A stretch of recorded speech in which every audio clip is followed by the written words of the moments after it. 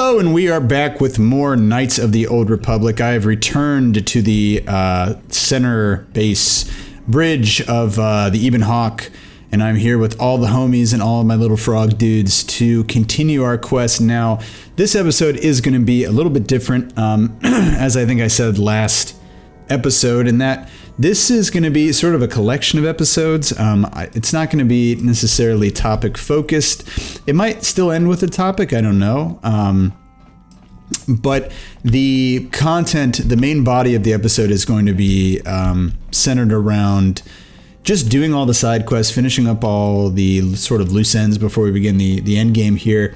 So if you see me, change appearances periodically throughout this episode, don't be surprised, because it's likely that some of these will be recorded at different dates. So it's kind of nice to just be able to jump in and play the game a little bit more instead of having to do topics. What's up, little Gizka? The Gizka looks at you curiously cooing. Kill it. No, I'm just kidding. I'm going to feed it. No, I don't want to feed it. The only thing I can feed it is some poison. I'm going to pet it. Give it a pet. There you go. Oh my god, I'm like, my cursor keeps getting close to two options that will kill it. Poison and just straight up kill. But yeah, so, I don't know how the content's gonna be driven in this, but we're just gonna kind of play it by ear. So maybe let's start, let's start by chatting up HK. Let's see what he's gonna do. Because I'm sure he's got lots of quests, and we don't ever talk to him because he frankly sucks. Statement. HK-47 is ready to serve, Master.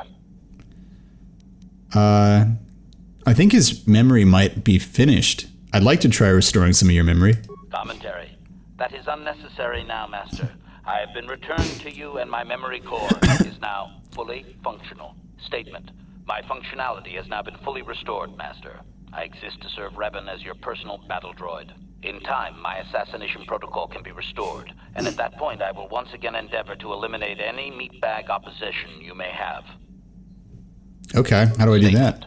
HK-47 is ready to serve, Master. So, you belong to Revan, which is me, originally? Statement. Yes, Master. You created me shortly after you and your apprentice began your war to conquer the galaxy. I was sent on an assassination mission into Mandalorian space, but I was damaged and unable to return to you. Exclamation. I find this most distressing. I could certainly have protected you from the Jedi and your pupil's betrayal had I returned. It's okay, buddy. It's probably better for the best. Observation. You may be right, Master. This way we are reunited, and neither of us has suffered permanent termination. What can you tell me about Malik? Commentary. Your former pupil is efficient and brutal, even for an organic. I rather liked him when you first introduced me to him. If I had known what he would do to you, Master, I would have gladly removed his entrails right then. I appreciate it. Am I very much like the Revan you knew? Observation. You are different in many fundamental ways, Master. You have a concern for life that is unsettling. This cannot solely be caused by memory loss. I do not know how to explain it. Regardless, you do seem to be improved overall from the human I once knew. What can you tell me about the Starforge? Answer. No, Master. You never did make me privy to any of the Starforge's secrets. Why do you call people meatbags, dude? Answer. It was you who programmed me thus, Master. Your pupil once asked me what I thought of him, and I informed him of his meatbag status. He was unimpressed, but you found the reference humorous. You changed my programming so that I would continue to use the term. It drove your pupil to extreme lengths of frustration. So Malik was the original meatbag? Observation. Of course you do, Master. You did then as well. I like it. That'll be all. As you desire, Master. Signing off. It seems like you don't get any more dialogue with him if you don't attempt to get his memories unlocked, like, early. It seems like a lot of his character dialogue was locked there. I really don't want to talk to Candace. I'm so tired. It really feels like talking to my grandpa. Just like, oh. What's up, Juhani? Haven't talked to you in a while. How can you possibly be Raven? The Jedi whose troops saved me on Taris. It was Revan, leading an army out to defeat the Mandalorians. It was you. I knew when I heard that you had become the Dark Lord of the Sith, that something was wrong with it. The man who saved me could never go completely to the dark side. That was pretty close. It is good to know that you have truly changed. It gives me hope. I do not think now that I will fall to the dark side. I only have to look at you and follow by your example, and there is no way I can fail. Ah, that's flattering. I am sorry. I did not realize. I will endeavor to be more considerate in the future. I will never forget what you did for me, even if you do not remember it. Thanks. Hey, can I proc this up again? Yes. What is it? Something wrong? I have been bothered by something of late. What is it? I never told you where I came from, did I? Where I grew up as a child? I suppose I was trying to deny what I was feeling. I feel like you told me, but I don't remember, so sure. I have been wrestling with my feelings inside, trying to come to terms with it, but I find I cannot. I must have someone to blame. Someone to blame for the destruction of my homeworld. Someone who is responsible for the death of everyone I have ever known, except those on Dantooine. Which you were responsible for, so. What are you saying? Taris. It was Taris that the Sith destroyed to try to kill you and your precious Bastila. Taris, my homeworld.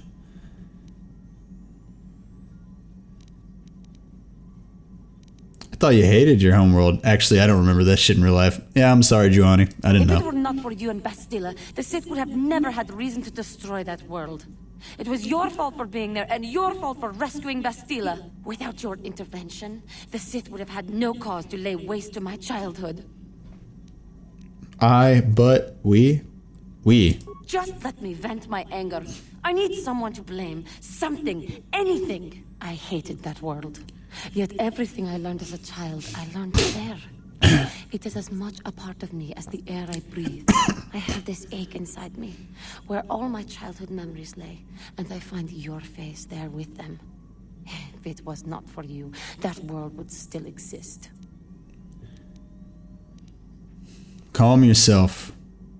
Remember the Jedi Code, Giovanni. Don't be a bitch. There is no emotion. There is peace. I suppose you did what you had to, and it could not have been avoided. The Republic needs you and Bastila. Maybe needs you more than it needed Taris. It's kind of some bullshit. To lose your entire past. You would not understand. You're right. I don't. I suppose that is to be expected. Everything will turn out for the best, as long as we remain focused on our task. I am sorry. I will try not to distract you in the future with my trivial experiences. We should stop for now. Man, there should have been an option for, can we talk about this later? And never bring this up again? Yes. What is it? Did it choose another camera angle? Something wrong? I was remembering Taris. What about it? It was a horrible place to have to live. At least in the lower cities where the non-humans tended to get relegated. Yeah, I've been there. Living for years in a place with no sun, living off the trash dropped from the upper levels, and the meager pay doing... And the disgusting clothes, let's not forget that. Horrid stuff from like 3 decades ago, man.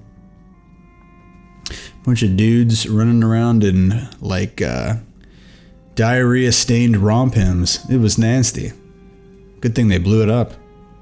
How'd you survive? My family and I strive each and every day to make something of our lives. Sorry for the coughing, guys. But we could only go so far. Taxes from the corrupt government, more fees from the gangs controlling the streets, and whatever was left paying for what food and medical supplies we could afford. Was it that bad? With no money to spare for any amenities, even the enclave on Dantooine seems a paradise in comparison. And of course, there was the constant bigotry and hate from the more affluent and human citizens, lording their wealth. Yeah, I remember Magneto. Yep. Every once in a while, a rich human would come down through the lower levels, with his droid entourage, just to see how the wildlife lived, and laughed at the mockeries that were our successes. But I have come to meet many decent humans in my travels since those days. Indeed, some of the greatest people I have ever met are human. Like who? The Jedi who encouraged me to join the Order. The one who was with you going to fight the Mandalorians. She was the one. I am sorry. I am getting away from my point. If there even was one. Sometimes, I curse the day my parents fled to Taris. But then again, if they had not, I would not be where I am today.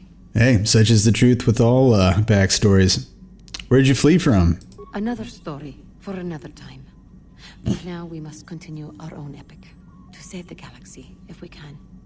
Hey, but if Jira tells us anything, the epics are made up of stories, and the stories are made up of tasks. I don't really mess around with the tasking in Jira, but epic is my, that's where I see it the most frequently now. So, Juhani, chop chop, we got a deadline by the 15th. Let's go. How may I be of assistance to you? Give me your heart and soul. They got 6 other freaking guys lined up for my psychiatry appointments in the next hour or so. 10 minutes and then you're done. Okay, do all your venting you need to do now. Fall in love with me, hate me, let's kill each other, cry about your past. We're gonna do some intense deep dives now, and then I'm done, because that guy behind you, that big hairy guy, he's been waiting here for 20 minutes. Okay, and honestly, I don't think his insurance is gonna pay anyways, so I'm really not in the right space to be doing this. Juhani, chop chop. What is it you would like to speak to me about? Well, you made this appointment, but yes, tell me about your past. Well, I mentioned before that my parents had fled to Taris. Perhaps I can tell you about that. Well, how did that make you feel? In the early days of the Mandalorian War, there had been fighting closer to the Outer Rim worlds. Near the cat people world, you say? Cathar was there, yes. My people had a great reputation as warriors, and that appealed to the Mandalore version of honor. They sought to test themselves against us, I think. Test themselves by bombing our world, slaughtering my people while they slept or while they ran. The Mandalorians fought dirty. They swooped down from space across the world, firing at anything that moved. They used ships in space to destroy all orbital facilities and bombard the surface. We did resist, and in spite of their violent attack, we did stave them off for quite a while. But in the end, we were doomed. Why didn't the Republic help you? We were not members of the Republic. Cathar was beyond the edge of the Republic, in the Outer Rim. And besides, they could not have known. Our interstellar communications were the first things the Mandalores hit. All other short-range communicators were jammed. We were on our own. We knew what was coming. We had fought the Mandalorians in the first war against Exar Kun and the Sith. We knew there would be no mercy for us. The most we could do was pack the few of our people who survived onto what few ships remained and send them off into space as fast as they could. Most did not make it. But you survived. My parents carried me as a baby with them and were lucky enough to escape. They fled as far as they were able and eventually settled on Taris. They could stand running no further, I think. But Taris was a horrible choice. Dominated by humans, intolerant of other species, it made everyday life unnecessarily hard. Hey man, not a big fan of humans myself, It's like, hey, if you're gonna live in space, get some variety. Cat people, lizard people, tentacle people. There's all kinds of human adjacent races to hook up with and make money off of. Why skimp on variety? It gets so boring otherwise. How'd you guys cope? My father turned to stimulants. He spent much of his time in local bars and dives. But we are warriors. It runs through our blood. And when he was on stims, he became foolish.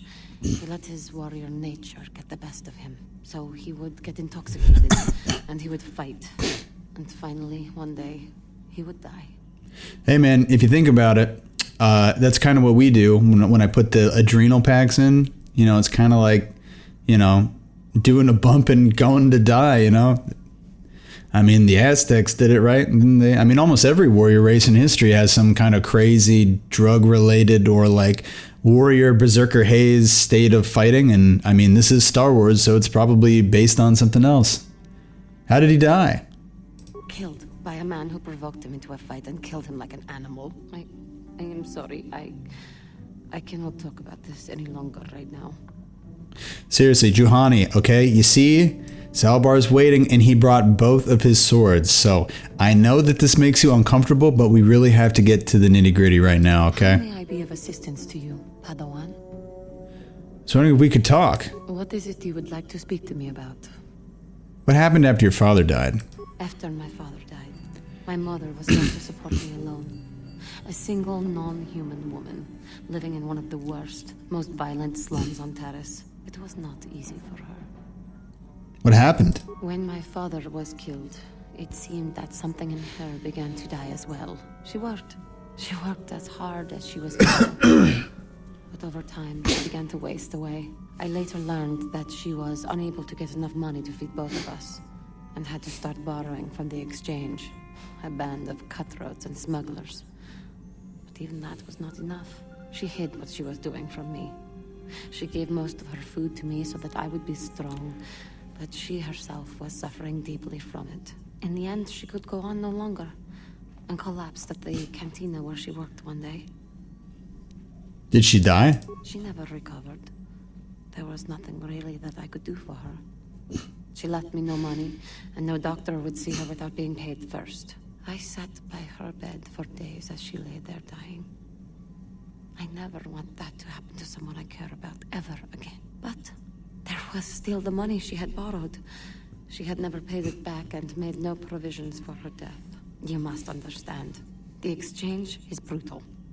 They care nothing for the life of a sentient being. They are the major suppliers of slaves on Taris. Hey, you know, honestly, I killed that gabagool eating salami face guy who ran the exchange, and I killed his 5'4" midget assassin too. So you don't really have to worry about that anymore. They thought it would be appropriate that, with my mother owing them money, the debt should be passed on to me. And with no way to pay, they took me by force. You have no idea what it is like to be bound like a beast and treated as such. It was the worst time of my life. They treated me like livestock. They were waiting for a buyer to give them some credit for me when the Jedi came to fight the Mandalorians. I may not know much about being bound and treated like livestock, at least in this universe, but my 4 o'clock does, and it said on the ticket, being bound and treated like livestock, the Wookiee story. So, I mean, the more you could tell me, it is honestly going to help me in my next appointment. So I'll put you over another 10 minutes if you can give me some, give me more to the steak and potatoes here and less of the asparagus, if you know what I mean. The Jedi could not abide by what they saw there, and drove the exchange from the face of the world. Free was of amazing there, but the Jedi soon left to fight their war, and I was left with a dream. What'd you do? I swore that I would become a Jedi. As soon as I had enough money to do it, I bought passage on a freighter headed for Dantooine, and we both know what has happened since then. Juhani. I am grateful to you for having given me the opportunity to fulfill my dream, rather than become what I hated. Someday, I may make it up to you. But for now, let us keep on the task at hand. Ooh la la. How may I be of assistance to you? I was wondering if we could talk. What is it you would... Are you doing okay? I thank you for your concern, but I am still a bit shaken. What's wrong? I have been thinking about myself, about Quatra, and about my fall to the dark side. I keep thinking that it was my anger that drove me that far, that nearly damned me. I look inside myself now and I can still see it. I still feel it. You know, I don't think I care very much. I just need more time. More time would do me good. Time to distance myself from that anger. I think that is why the Council agreed to send me with you. They think, perhaps, that in your company, I will be able to free myself from it. It certainly will be more useful. If I begin to see you slip back, I'll intervene. I thank you for your concern and your acceptance. I will strive to prove that I am worthy of your company and trust. Well, thanks. Is that it? How may I be of... Wondering if we could talk? What is it you... What are you thinking about? I have been thinking much about our journey, and I am grateful and honored that you have accepted me with you. It is an honor to be by your side, and to see you redeemed from the dark path you had chosen before. We Cathar do not make friends easily, or for long. Even on Dantooine, I remained alone. It shows you how infrequently I did this. Exactly, but separate. How are things different now? Well, even if we do not speak that often, or are apart, I still feel a part of a team, this group you have assembled that accompanies you and Bastila on your quest. It is warming. I feel almost welcome. Needed. You seem to be very decisive when it is required of you. It is reassuring to know that I can count on someone like you. It's only because I haven't found out how to ditch you yet. We're all in this together. Yes, and that is my point. I find it difficult to explain. It is so different from what I am used to. Just thank you for accepting me. Yeah, no problem. Anything else? How may I be of assistance? I was wondering if we could talk. What is it you would like to speak to me about? Nothing for now. Of course. Oh, Juhani, the baggage. Whew. Man, you telling me about how your mother died in your care for like days while she received no medical treatment? It's emotionally exhausting for me to hear that, Juhani. Now get out of the therapy sphere. Come on, Zalbar, bring it in. Let's hear about the Wookiees and the sword and the stone and the strength of your people and more stuff about slavery. Oh, God, please, somebody give me something different before lunch. No, I'm just kidding. I was going to say that Juhani's stuff was reminiscent of our current medical system, but at least if you go to the ER, they have to treat you, right?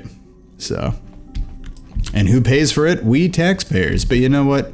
It's honestly fine. If you have to pay for something, you might as well pay for emergency treatment, you know? Even though the ER is not always great. Or most of the time isn't great and is ludicrously expensive. So, how do you feel about me being like the Dark Lord of Evil, bruh? That was something you wanted to bring up in our therapy appointment? You rescued me from the Gamorrean slavers. It does not matter to me if you are called Tail Bell or Revan. I have sworn a life debt to you. Alright. Is there something you want? Do you have anything to say about yourself? Anything else you wanted to talk about? You have seen more than I would have allowed, and taught me some things too. I am grateful for that. It will be a while before I know what my role will be in making Kashyyyk truly free. I have a lot to learn. I think this is the voice I did for him, I don't remember. Why did you request to take Baka's sword? I'm not sure I really know. Father expects much of me. I guess I do as well. I think, when I've learned enough, I'll bring it back to Kashyyyk. What happens then, we'll see. Sorry we couldn't stay there longer, homie. You and I have important things to do, and I don't feel bad about leaving this time. I know I'll be welcomed back. I wish you well. Let's get going, homie. I will follow. Anything else? Here. Yeah, he doesn't really have anything to say either. They probably give Juhani so many lines because they want you to bone her. That's it. This is just boning AI characters, the game. And I don't think you can be gay in the game. The guy who does Karth in Mass Effect is Kaiden's voice actor, Kaiden Alenko. And he's bisexual, I think, in that game. So I almost wonder if that was like a response for like they wanted male players to be able to romance Karth or something. I don't even think like when this game was popular there was like really internet like presence for stuff like that. But you know, oh, I don't want to talk to you, Canderous. Anything but talking to Canderous. I really hope if they ever do like a live action retelling of this, they make Canderous like begrudgingly wanting to be social. That's such like an old guy trait, you know, to like put on the tough guy act in front of everybody, but as soon as like one person comes by that like that person thinks is like masculine or cool, they just turn into fanboys and just start asking them every single question as if they haven't talked to anybody but their wives in the last like 30 years. Jeez. I'm sorry, I sound like I'm going in right now, but I mean, I don't know, maybe I am. Sorry, old guys. Sorry for going in on you. Hey there, what can I do for you? What's up, Mission? Hey, what do you think about me being the Dark Lord? Never got to get your opinion on it. I got you in after my lunch real quick, so I'm feeling all fresh. Finally getting somebody who wasn't, you know, enslaved. So good for me, good for you. What's your opinion? Give me your 2 cents. Submit your review to Rotten Tomatoes, please. It seems to me that if you don't really remember anything about being Revan, then it doesn't really matter anymore. You are who you are now, right? I guess. So it doesn't bother you at all? I don't see the Sith Lord standing here. I see a friend who's been with us through thick and thin. Remember, Malik's the one who tried to destroy Terrace. Well, he didn't try, he did, but you know. Anyways. Hey there, what can I do for you? Just wanted to ask about your bro. Don't worry. I won't let the search for Griff get in the way of what we're doing. Let's just get back to the task at hand. Is there anything else I can help you with? Not right now. Okay. Hey there. Is there anything else you wanted to talk about? Do you know anything about these little Giska dudes, by the way? Are you sure you want to ask me about that? I guess not. All right, well, that was a quick appointment. All right, moving on. Oh, God, now we just got... Looks at schedule, Candaris and Karth. Oh, God.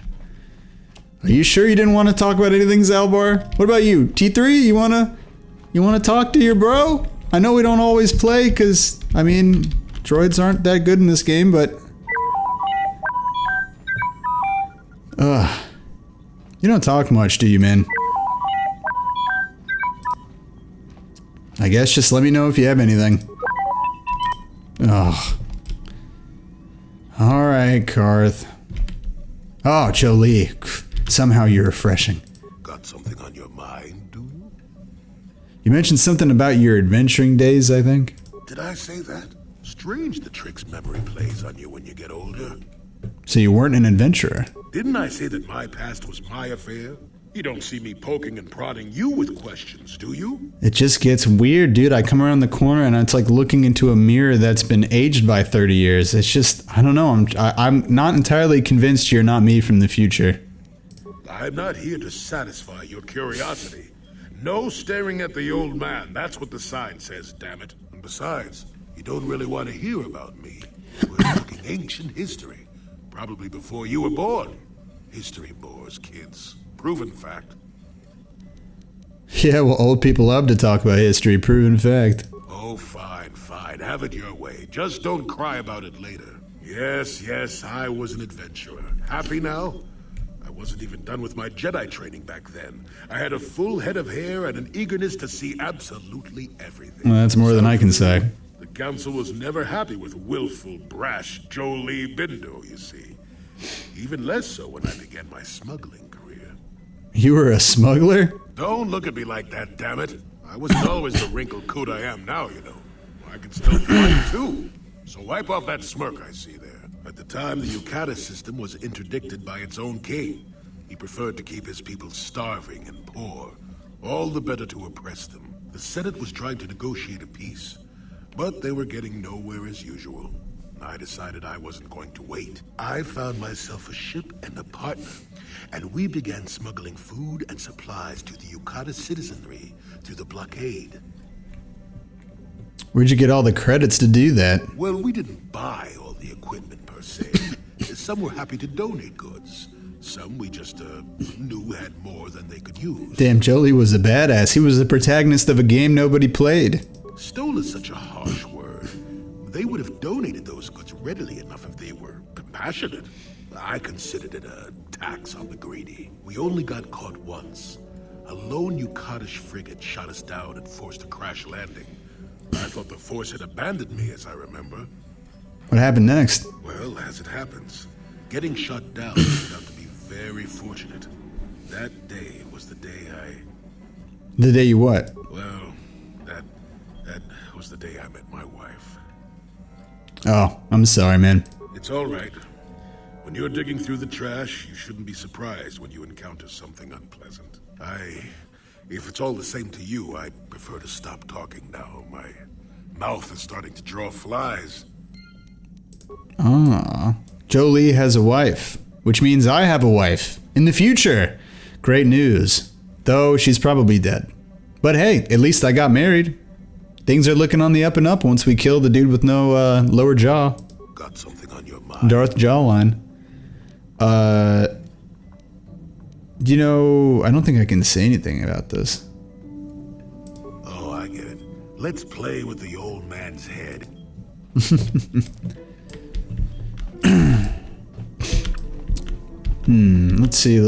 see. All right, let's get the old, too irritating, crotchety old. How is Jolie so old, but he's like not who I think of when I think of crotchety old men. When I think of crotchety old men, I think of Karth and Candaris. What's up, Karth? Yes, what's on your mind? Hey, what do you think about me being the Dark Lord? If you're ready to talk, then yes, so am I. Yeah? I can't hate you. I tried. I wanted to hold you responsible for all the things you've done for my wife, for Delos, for Dustle. But I can't. Why? I got the revenge I always wanted when Saul died, but it hasn't brought me the peace that I thought it would. Despite whatever part of Revan is inside you, the darkness that must surely be there, it isn't who you are. That's why I can't hate you, why I don't want any more revenge. You don't have to be Revan. You can be so much more. Whatever the Jedi did to you, they gave you that chance. Whatever's happened up until this point, there's going to come a time very soon where you're going to have to make a choice. And there won't be any turning back. And if I make the wrong choice? Well, then I hope I can save you from yourself. Well, I mean, I don't know what I'm going to do, but I'm definitely going to mod this game so I can wear that cool mask. I don't care about... They can keep calling me Taco Bell. I don't need to be Darth Taco Bell or Darth Revan, but I will be getting my mask and my robes back, sir. I made those, and I thought it was pretty fashion forward. Fashion takes bravery. Only the bold can be fashionable. And when someone takes your swag, your boldness, your fashion, the thrill of drawing ahead as you are strutting down the streets with your two complementing dual lightsabers, that's almost worse than getting your memory wiped. So I'm going to go find that jawline fucker. I'm going to get my robes back. Yes, what's on your mind? He doesn't have anything. I think I did all the card stuff. God, I really must have been behind on Juhani. I bet Candaris doesn't have much to say either. Everybody didn't have too much to say. All right, Candaris, war story time. I've been given a challenge I can't ignore. We've got to go to the dune seas of Tatooine so I can find Jagi and kill him for his insult to me. Why is he so mad about that? Sorry. Why is he so mad, dude? This is between me and Jagi. You don't have to get involved. If you're lucky, he might spill something before I spread him in a paste over the dunes. Alright. Hey, that gives us some shit to do, right? Let's go to Tatooine, baby. Haven't been back there in a little bit. Let's do it. Oh, God. And you know what? Fuck that. I'm not putting in the spaceship transitions. We've already done enough of that. Spaceship transition wise, and yeah, so let me head over there, and hey, we can even cut around. These episodes are free form. We can do whatever we want, guys. There's a whole new world ahead of us, a world that doesn't involve waiting. So hey, I'll see you soon. Ooh la la, what's this? What the hell is your kind doing here? Bad enough I have to deal with all these other idiots, but now there's a stinking Cathar on this world too? I have as much right to be here as you do, sir.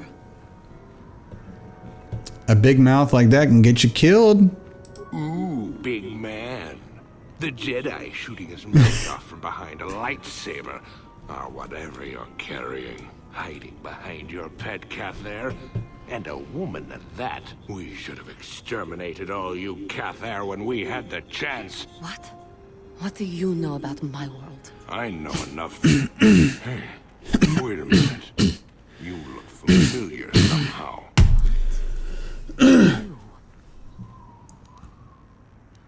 Do you know each other? This doesn't concern you, Jedi trash. Now where could I have... No, he's dead, and she likely is too. What are you talking about? Maybe I was wrong. Still, I think a specimen like you would be a nice addition to my collection. So, what would it take, Jedi, for you to sell your pet here to me? Well, what are you offering? She's not for sale. Now don't be so selfish. We both know Cathair aren't real people anyway. The females make amusing pets, but the males should be put down like the animals they are. I remember one time on Taurus. What? What did you say? Calm down. You're on Taurus? What did you do on Taurus, you scum? Put one of you down like the animals you are. So easy. Then I saw one of the females on the auction block. But those darn Jedi. It was you. What? Me? Oh, now I recognize where I've seen that face before. You were the little Cathair I was going to purchase. But those Jedi came and stole my pet away from me. You were buying slaves, huh? That guy's like, excuse me. When I was... I know this is weird, but I'm going this way. I developed an appreciation for these creatures. They make excellent servants if properly trained. You Jedi act all prim. Candace, you're not gonna say anything? You must feel the same way I do about the lesser, non-human species. The Sith at least let their feelings show on the outside. You. The homeworld. Come now. Will you let your pet go? I'm sure we can come up with a price we both think is fair. Show me the money first. She's not for sale, dude. And I will see you dead for what you have done to my people. Hold on a second. Don't be hasty. Let's get him. Yes, we will. No. I must not fall prey to the dark side again. My lust for vengeance must be curbed. Yes. Say no to the dark side, but I will have you yet. Ha!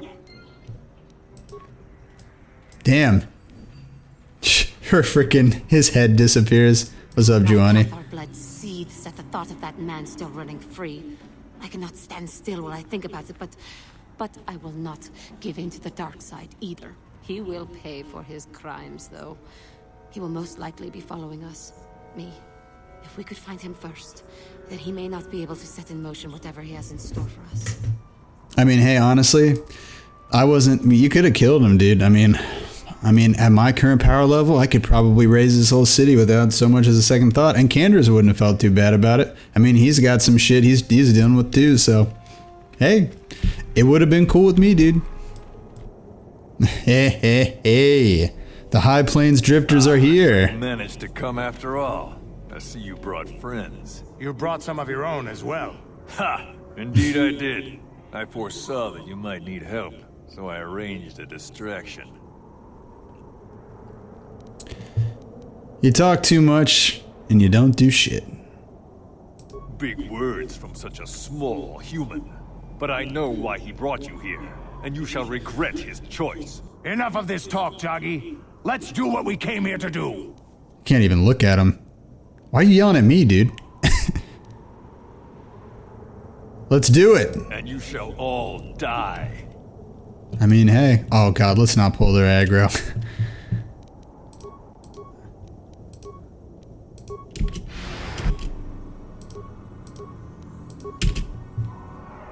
Wait, what? Dude, is this really... What? You shall all die whenever you're finished buffing yourselves. Alright, guys. And if you want to save, then you could also do that too. After that, you shall die. I got dibs. I got dibs. I got dibs. I got dibs. Mine. Mine.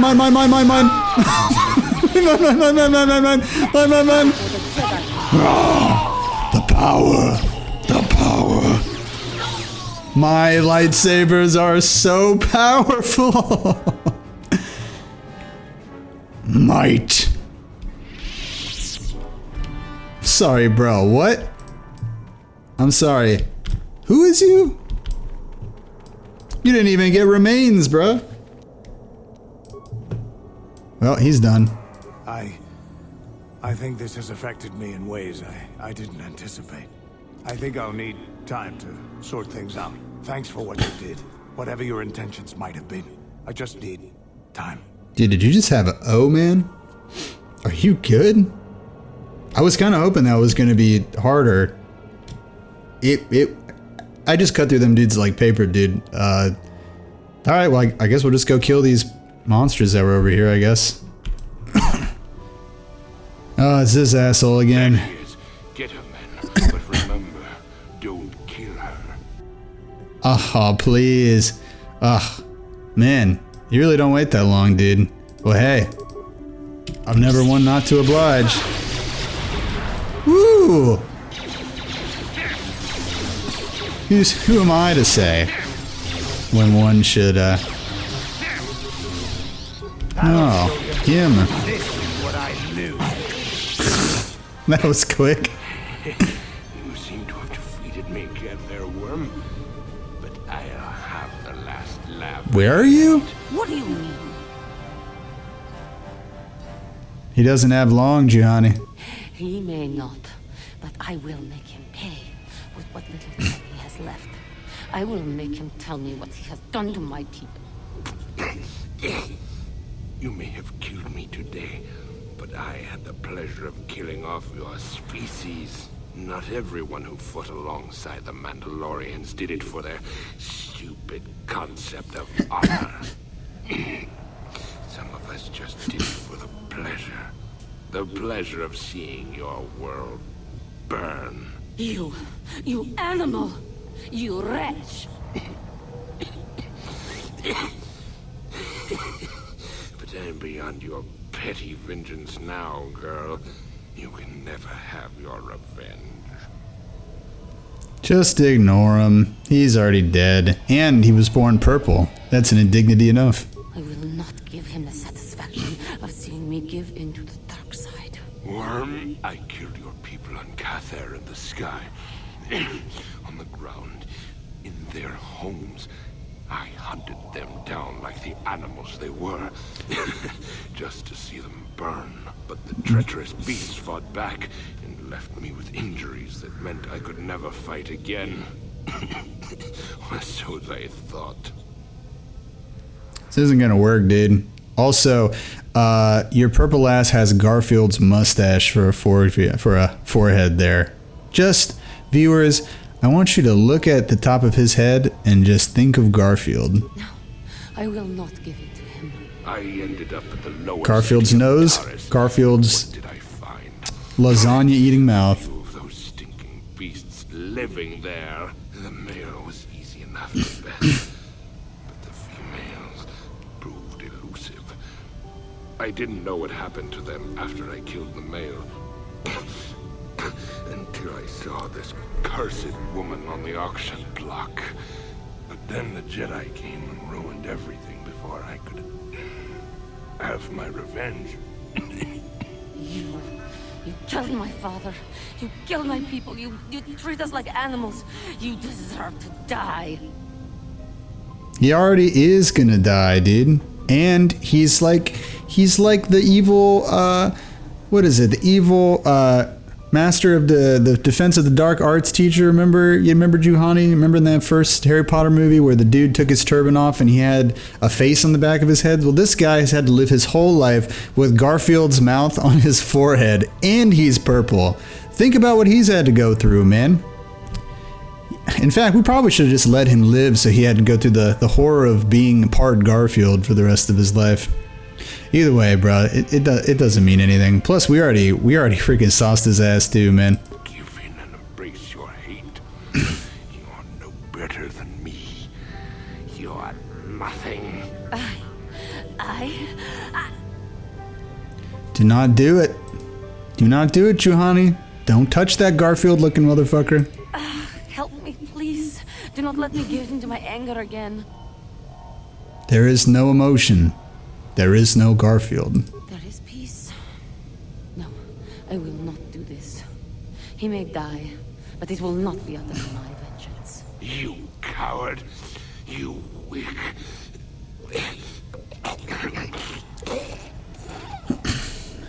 Rest in lasagna, you fuck. Damn. And he had 2 med packs on him? Now that's embarrassing. You return. Was our business so unfinished when we last spoke? What is it you want? Senny Vec gave me a message to see you.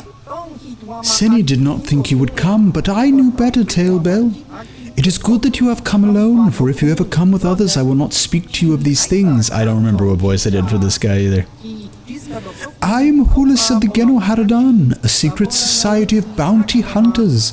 For 1,000 generations we have existed, but always hidden beneath an impenetrable veil.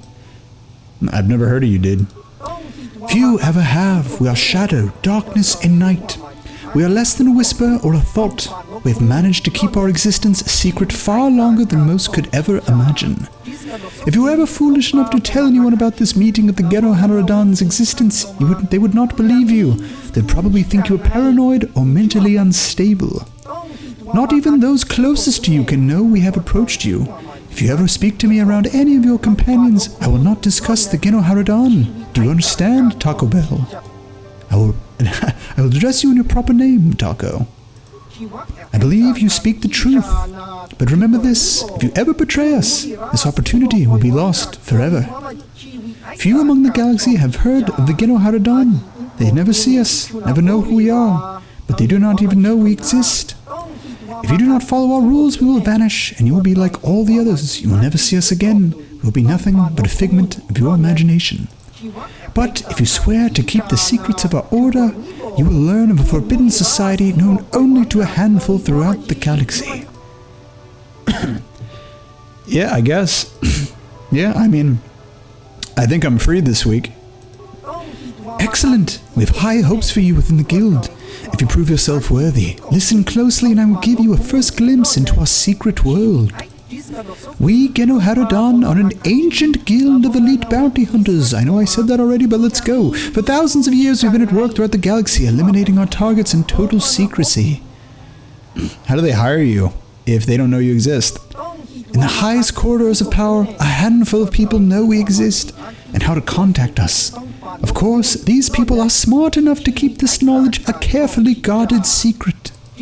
And on very rare occasions, when we are seeking new clients, one of our guild masters will approach a powerful political figure and offer our services when the time is ripe, which is really what I'm doing right now if you're picking up what I'm putting down. What does that have to do with me? By killing Calo Nord, you have shown you have great potential. The Genoharadan could use someone like you if you are willing, and your work for us could be of great aid to the Republic. How is that gonna work? The Genoharadan have a vested interest in preserving the Republic. It is the perfect cover for our work. We operate behind the scenes, manipulating events through subtle machination. Do you think the Republic has persisted for 15,000 years by mere accident? If not for our influence, distasteful as our methods may be to some, the Republic would have collapsed long ago. We understand the bureaucracy of the Republic. We have learned how to alter the course of political events under the existing regime. We have no wish to see the Republic fall. What's in it for me, dude? As I said, your efforts will help the Republic. And of course, there is the simple reason of all. The Genoharadan reward their agents very, very well. What do you want me to do? It's a simple process. We need proof of your loyalty and your competence. When you are ready, I will give you a task. A target must be eliminated. Of course, you'll have to come alone whenever you wish to discuss our business. Yeah, I mean, I'm here now, and I told you I was ready, so just fucking tell me what you want, dude. There are more to life. There is more to the Genoradon than mere killing. To preserve the secrecy of our order, our agents must be discreet. You must be able to find and eliminate a target without drawing attention. You can never mention your assignments, not even to your closest allies. Also, you cannot ask people for information about your target. You must complete your information using only the information I will provide.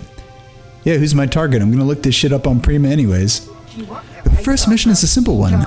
Eliminate a Rhodian anti-Republic terrorist named Lorgal. What about him? He's a radical who wants to destroy the Republic through terrorist acts. He is responsible for over 24 bombings, leaving hundreds of civilians dead. He was recently captured and is being held prisoner in the Republic base here on Manan, awaiting transport to Coruscant for trial, and a chance to publicly voice his radical beliefs. We do not want to give him that chance. We must find a way to kill him before he leaves for Coruscant, but you must be subtle. You must look like an accident or an unexplainable death. The Republic would be glad to get rid of Lorgal, so they won't investigate his death closely. As long as he isn't struck down by a weapon, the Genoradon will be satisfied. Yeah, what else? Remember, you can't tell anyone else. And when you confront Lorgal, make it seem as if you are acting on behalf of the Republic, not the Genoradon. That is all for now. Return to me when Lorgal is dead, and you will be rewarded. I never did this when I was a kid. I don't know what this is. So I'll go find that dude and we'll ice him. What's up, dude? Yes, human. Have you come to sneer and jeer like the others? Come to see Lorgal the Great Liberator caged like an animal? Liberator, you're nothing but a murderer. Look at the guy in the background like, kind of watching this. Kill 1 million people with a mighty star cruiser and you are a war hero? Kill 100 with a thermal detonator and you are a terrorist? It's not the same. You kill civilians and children. You are obviously blind to the Republic chain shackled around your neck. You cannot see me for the hero I am. You think I am nothing but a criminal who deserves death. There are many who want me dead, including the guards in this room, but the Republic doesn't kill prisoners without a trial. That is why I'm protected. This energy cage keeps me safe from Blaster and Blade. The Republic will keep me alive for transfer to Coruscant, and then all the galaxy will witness my trial. You cannot touch me in here, human. No conventional weapon can penetrate this cage. Nothing can stop me from spreading my manifesto during my trial. Yeah, whatever.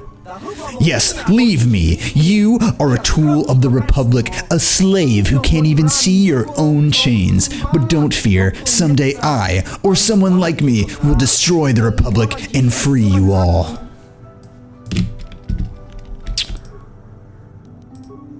Reprogram the cage to kill the prisoner. I got plenty of spikes. Oh! No!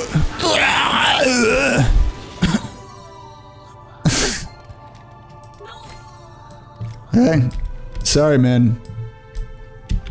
You see anything? I'm sorry. I'm on duty, citizen. Please refer any questions to our diplomatic corps. Thank you. If you got a problem, go talk to our diplomatic representative. Don't bother me. Nobody saw anything. See ya. Anything else for me, dude? Or should I say, Revan? How do you know that? I am of the Genoradon. We are bounty hunters and spies. We have agents with the Republic and the Sith. But do you really think we wouldn't know about your encounter on the Leviathan? Although I will admit, we were as surprised as you. The Jedi did a remarkable job of faking your death. What happens now? I will admit my first impulse on hearing this news was to disappear. The Genoradon don't often become directly associated with such prominent figures as a former Dark Lord of the Sith. But then I began to realize the potential advantages of this situation. Assuming you complete the tasks required for your initiation into our guild, you could be very valuable to us. So for now, little has changed. I will keep your secret just as you've kept ours. I'm curious to see how events will play out between you and your old apprentice. If the situation becomes dangerous, we can simply disappear as we often have done in the past. But for now, we will continue your initiation into the guild. Is there anything else? Yeah, I got that one, dude. Yes, the agents I sent to watch you have reported back to me concerning the death. You should take pride in a job well done. And as promised, here is your reward for the task. A poisoned vibroblade forged exclusively for the use of those within our guild. It will serve you well, I'm sure. The assignment was only the beginning, Taco Bell. A small test which I am pleased to say you passed, but now a more difficult challenge awaits you. There are 3 targets that the Genoharadon want you to remove. If you can eliminate all 3, then you will gain full membership into our ancient guild. The first is a Gamorrean named Vaughn Dasrad. The second is a shapeshifter called Rulan Prolik. The third is a Selkath known as Ithorak Guldar. What's to do with Vaughn? Vaughn is a freelance bounty hunter. He is very, very good, but he is a little too sadistic for our tastes. He likes to sacrifice an efficient kill for the pleasure of watching his victims suffer. The Genoharadon will tolerate a certain amount of competition, but Vaughn has become too dangerous. You'd be surprised at how much political damage one rogue assassin can inflict. Vaughn was last seen on Tatooine. We suspect he's taking a break from hunting sentients by going after a crate dragon. We don't want him to leave the Dune Sea alive. Yeah, I'll get him. Any tips? Just be careful. He doesn't travel alone. He's always got his assault droid close at hand. The two of them make a formidable pair. What about Rulag, or Rulan? We don't know much about Rulan, except that he's some kind of shapeshifter. We don't even know if it's a natural ability or the result of some powerful alien technology. But we suspect he's behind several prominent assassinations on the Outer Rim. The Genoharadon are worried he might decide to move his operations closer to the galactic core. With his ability to assume any form, he could wreak havoc on the Galactic Senate. We aren't about to let that happen. How do I find someone who could look like anyone? Finding him won't be easy, but we have reports he may be on Kashyyyk. He's probably honing his skills by hunting the dangerous creatures in the Shadowlands. What about Ithorak?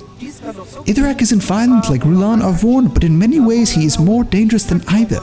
He's a con artist, a blackmailer who's taken millions of credits from rich and powerful families. He also deals in secrets and information, and theirs can be far more deadly than any blaster. But Ithorak is careful. We know he's somewhere here on Manan, but we don't know where. All we know is how to contact him. There's a Twi'lek named Vec at the Manan swoop track. He can set up a meeting between you and Ithorak. Sure, I'll just tell him I want to kill his bot and book an appointment. He poses as a merchant of rare antiquities. It's the perfect cover for his real work. It gives him access to rich and powerful families without drawing suspicion. You'll have to convince Vec that you represent a buyer interested in purchasing some rare art from Ithorak. Convince Vec and he'll set up a meeting. The meeting is your one chance to take Ithorak out, but be careful. He'll choose the time and place, and he's not going to leave himself vulnerable. Is anything else? Just a warning, the assignments I have given you are more difficult than the simple bounties I gave as your first test. Complete all 3 and you have proven yourselves to be truly worthy of joining the Genoharadon. As before, you will be well rewarded. You can return to me after each mission to collect your reward. Is there anything else? No, I'm good. I'll be here waiting. I enjoyed watching you on the track. You're good for a human. Your runs are a nice diversion when the stress of my business becomes too much for me. I'm like figuring out what his voice is as I go. All of them are stupid, and like somehow in those last 3 words I was like Joel Embiid. Okay. I don't know if I can do a Joel Embiid impression, but I'm gonna do it. I need to meet with Ithorak Golder. Can you set it up? You need to meet me with Ithorak. Forgive my skepticism, but you hardly resemble our typical client. We deal in the kind of pieces found in the chambers of a galactic senator. I represent a wealthy buyer from Coruscant. Force persuade. Yes, you do have that look about you. The air of one who serves the rich and powerful. Servile, fawning. A look like I have seen in my own mirror far too often. Very well, I'll set up a meeting with my boss.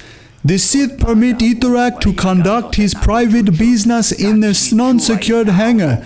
Go to the docking base and we will meet you there. Itorak is waiting for you inside the hangar. As you probably know, there are no security cameras there. The better to conduct our business away from prying eyes. However, before we go in, I'll point out that this rather large assault droid standing beside me.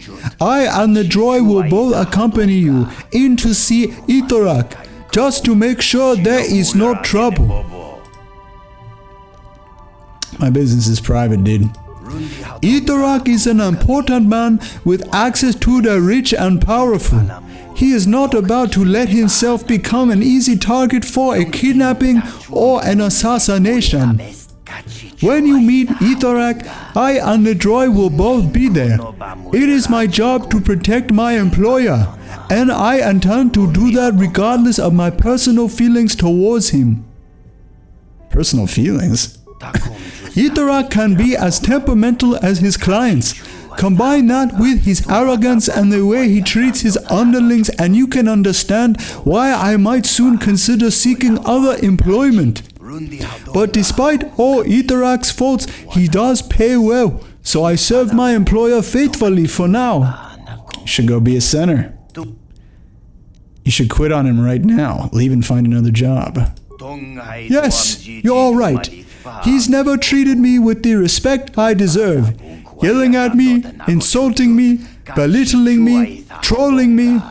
I don't know why I've trusted the process for as long as I have. Itorak never appreciated me while I was around, so let's see how he likes dealing with you alone. Before I go to the Miami Heat and leave Ben Simmons, one last thing. Whatever your plan for Itorak is, be careful. I've always suspected he was more than a simple merchant. I've heard people who cross him are rarely heard from again. I don't want to risk his vengeance, so I'm going to disappear for a long while, just in case Itorak gets the better of you. In this, you understand. Goodbye, human, and good luck. I am going for tryouts with the SNBA, the Space NBA. Are you leaving, Assault Droid?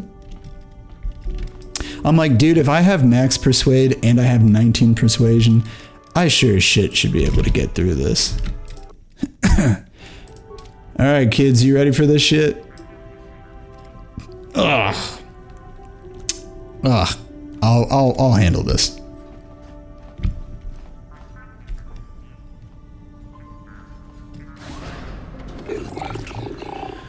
Are you the buyer I'm supposed to meet? Wait a minute. Where is Vec? What's going on here? Vec's not on your your payroll anymore, Itorak. He quit. Didn't even care that you wanted to extend his contract. I knew I couldn't trust that Twi'lek. I'm doing the same voice. Some security advisor. He lets an assassin walk right in on me. Vec's going to pay for this betrayal. After I'm done taking care of you, me and this guy, we were raised on the same planet. We were both raised with the strange dialect. And though he may be at peace, I am not. And so we do. And so we shall. Oh damn, he's got a pretty strong... Got some pretty high constitution there for just being some chunky dude. Dude, I don't think he's hit me. My defenses are so high. We're just gonna sit here dueling.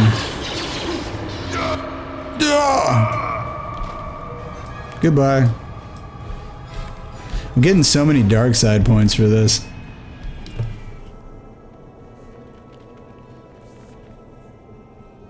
Come on. Show me where he is, Sparky. Show me where he is, Sparky. Ooh, he got another one. He got a big one. Good for him, huh? Blowing up crate dragons, huh? What's this? What's going on here? What you doing with my assault droid? I reprogrammed him, droid. Turn using my own droid against me. Very clever, but it takes more than one rogue assault droid and you to take down Vorn Dasrad. Oh, you're right here. Here you go. Oh. Oh, I didn't need your help, droid. I just wanted to... Oh, this guy sucks.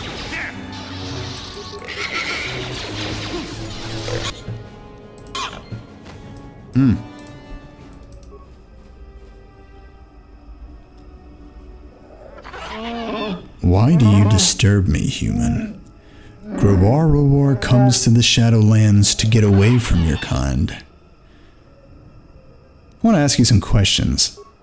I am no slave, human. I am Growarowar, a free Wookiee. I do not answer to you. Leave me be. Return to the village in the tree chops. The Shadowlands is no place for your kind. I think we talked to him. According to a datapad I found, dude, Growarowar is dead. So you've uncovered my little secret. No matter. This body has grown tiresome to me. Maybe I can find one more to your liking, human. Huh. Got something on your mind, dude? Your tricks don't fool me, dude. Die, Mulan. This can be fun. You're not that strong. All you can do is change shape. Oh, boy. Alright.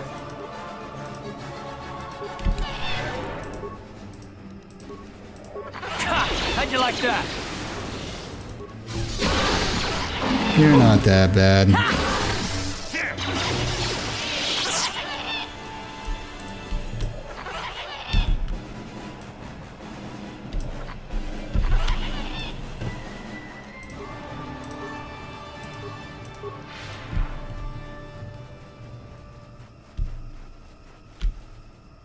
Dude, where did that motherfucker go? Is that him?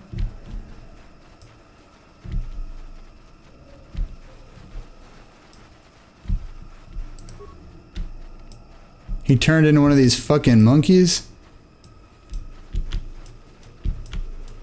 We didn't kill him.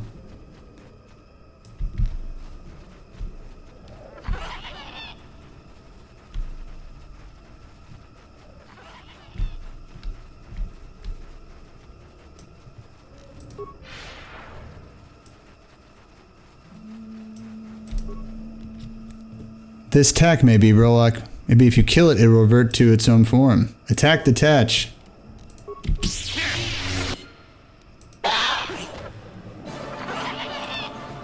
It was him. What's up, Hula Hoop? Welcome back. I see you have come alone. This is good. I assume you are here to discuss the business of Gino Haradan. I think I did this voice for somebody else too. Hey, Vorn's dead. Well done. Here is your reward, a Gino Haradan stealth unit. And Rulan's dead. Oh, also very good. I'll admit you're not the first to be sent after him, though you're the only one to succeed. Alright, take the visor. And Ithrak's dead too. Yes, a rather grisly end. You earned another reward. Take these gloves. They're pretty cool. You've done all of them. You've done it. Good job. I hardly dreamed it was possible, yet now the task is done.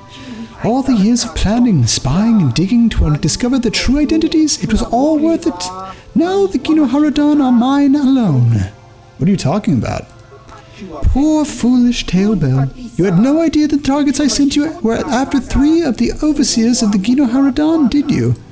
The overseers have always acted in secret, the true identities hidden from the guild and even each other to prevent one person from seizing control of the entire guild. But now they are dead, and I am the only overseer left in the guild. All the agents of the Gino Haradan are mine to command, and I couldn't have done it without your help, Taco Bell. So when do I get to join? I'm sorry. Even after all you've done for me, I cannot let you join the Gino Haradan now. You're far too dangerous. You know the true identity of the only surviving overseer. I suppose I could try to have you eliminated, but I've seen your skill in dispatching the other overseers. I think it would be in both our best interest if we were simply to part ways. So that's it? We just part ways? I'm afraid so. The other overseers are dead, and there's still much work for me to do to cement my hold on the guild. As for you, I suspect your destiny lies elsewhere. You are never meant for the shadowy secret world of the Ginnaharadon. You are bound to a much more public fate. This isn't over, dude. I was afraid it would come to this. Very well. We will finish this as things always seem to end, in bloodshed. But the streets of Banan are no place for this confrontation. Meet me in the Dune Sea. There we will engage in a ritual battle according to the customs of my guild, just you and me. Goodbye. You are here, Tellbell, but I see you did not come alone. I see you brought some friends too. You shouldn't be surprised. You saw how I manipulated and betrayed my fellow overseers. You should know the Ginnaharadon seek every advantage we can get. I had hoped you would be gullible enough to show up alone, but obviously I underestimated you, although I see from their expressions that your friends have no clue what is going on here. Not that it matters. If I win here, what you know of the Ginnaharadon will die with you. If you win, the guild will vanish until they select new overseers, if they even survive. 3 out of 4 are dead, Hulas. Time to finish the job. The other overseers were alone and unprepared. I am ready for you, and I have friends. Goodbye, Tailbell. Our time together was interesting. Brothers, attack! Oh, there is one Trandoshan. He's like, no, I'm not a... Oh, God, we gotta do... Alright, well, we heard the dialogue, so if they kill us here, it's fine, but... I brought my hitters, so... Alright, so you know how it is. And y'all...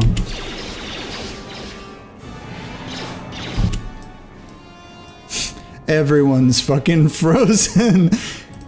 I got some stuff to do with Hulas here. Yes?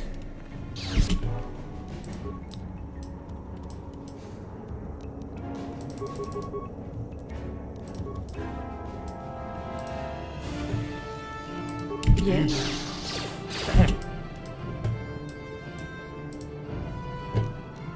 Heard, I bet. You can just keep stasis fielding people.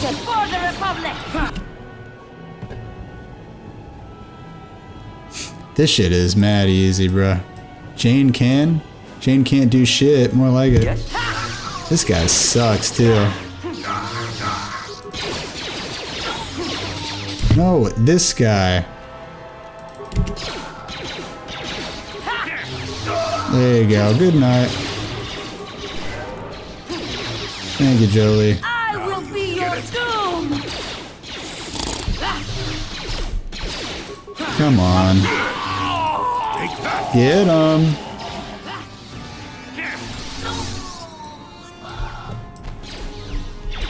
Get him.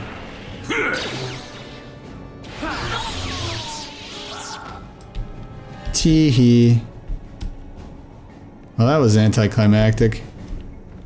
Alright, so we are now in front of the mysterious box, which is, I think, really the last side quest we can do. Now, I know it's obvious that there are more side quests for the other characters, but really what's surprising in this game, which is actually different than Mass Effect 1, 2, and 3, is that there's only side quests for some of the characters, and other ones don't. So HK-47 doesn't have a side quest, Juhani doesn't have a side quest, Jolie doesn't have a side quest. All of the characters that you come across later in the game do not have side quests.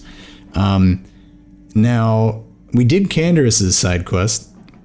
We did the spanning side quest that spans a bunch of planets, the Assassin's Guild. We could do the Trouble with Gizka, but all it does is we give the Gizka away to that Selkath, and then we don't get to see them hopping around on our ship anymore, so that's kind of a moot point. There was the girl that was on our ship, but we lost the ability to do that because we got to Leviathan, which was the ship. I thought there's such a span of time between when I played this game that I forget the name of things. The Leviathan was the ship that we got boarded on. That's when Vasily got stolen. I forgot that even happened, to be honest. And she leaves before that happens. and she's like an alien from another world or something. It's not a spoiler because we can't do it now. She's just gone forever, which is a crappy point about this game, is that they don't really tell you like, hey, all your side quests won't work after this. So we can't do that. Missions, side quest triggers don't ever start, which is either a bug or something stupid. Dantooine got blown up, and that was part of the triggers for that. So basically, you go around looking for her brother Griff, and then you kind of find him, and then you help him, blah, blah, blah, blah, blah. And it's not really anything, to be honest. That's interesting. The funniest one is that Karth's son was enrolled in the Sith Academy, and we probably killed his ass on accident without even realizing it. So, yeah, Dustil, we slaughtered him at the academy. Oops, sorry. And I mean, before I played this, I looked up like what is the right order to do this in so that I can do all the side quests. And I literally only found one article about it today. So yeah, that's irritating. So this is the only side quest that we can do that's of any real importance. You know, you can do this with races, you can do Pizak, but this stuff's kind of like shrug, whatever. We're going to do this, and I think after we complete this, we'll have our topic for the day. And then next episode, we're going to be modded the fuck out. So I'm going to respec a bunch of these characters, and I'm going to really buff up their gear, and it's going to be cool. So yeah, the last side quest for this episode. I wish to open the box. Yes, open the box. What's in the box? What's in the box? What's in the box? What's in the box? Yo. I'm in the dude, I'm in the hyperbolic time chamber, dude.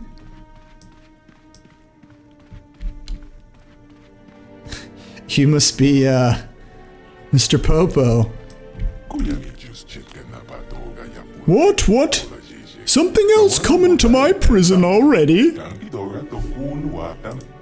So very long and nothing. Then in a span of mere months, 3 in a row. What sheer luck. Well, let's have a look at you. Biped. More or less symmetrical. Far less hair than the last one. Opposable digits. Mostly water. Hey, I suppose you'll have to do. I have to do for what? For a body, of course. I don't want to remain in this prison forever. No. I'm a prisoner here, as are you. Yes, indeed. Though I suspect by accident rather than by sentence, yes. I was put here on purpose. My own people put our criminals in little cages like this. Well, our minds anyway. For really terrible criminals like me, our mind gets locked away forever. How long have I been here? 1, 4? No, longer than that. I've never been very good with numbers. You said 3 in a row. Have there been others? Oh, yes, indeed. 2 others of entirely different species visited me before you. I couldn't speak with them like I can with you, however. They eventually grew angry and ran off into the whiteness. If you go far enough out, you may find them, though I wouldn't recommend it. They're likely quite mad. All this whiteness can do that to you. You know, it'll drive you mad, if you let it. So you're a way out of here? Well, now that is a most interesting question. Yes, indeed. I've been here long enough to ponder. How many years now? 1,000? 10,000? Bah, I could never remember the numbers, even when I kept track. The point is that I know a way out of this clever little prison. Interesting that, wouldn't you say? If you get out of here, your body's probably dead, though. How clever of you to realize that. Indeed, you are correct. Your body, however, is not. Now, before you go off getting all excited and defensive, let me tell you that I can't go jumping into your body without your willing agreement. Conversely, you can't go jumping back into your body without my knowledge. This leaves us as something of an impasse. Wouldn't you agree? So, look, you are not getting my body, dude. Did I not already say that I could only take your willing if you were willing? Yes, I believe I did. We are still communicating, correct? It is like this, dear sentient. If you like, we could spend the next 1,000 years debating. You want out, I want out. It can go on and on and on.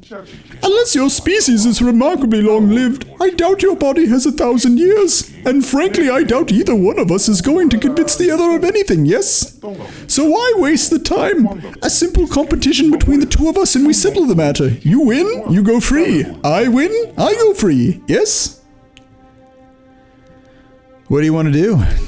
I have little clue as to which activities you are superior at. You are at the same disadvantage with me, I suspect. So the best game is one of the mind, an exchange of riddles perhaps. The first of us to fail at an answer loses. What do you think? What's to stop you from cheating, dude? For that matter, what's to stop you from cheating? The only thing I can think of is that it's quite hard to cheat at riddles. Fair is fair. I don't think I have a choice.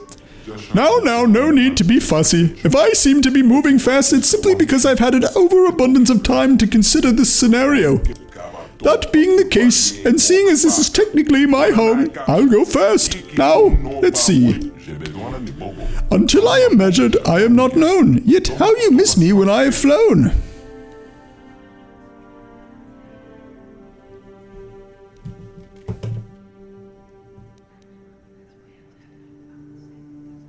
I guess it's time? Yes. I suppose it was an easy one. Perhaps I should have used all this time to think of harder riddles, yes? Fair is fair, sentient. Your turn.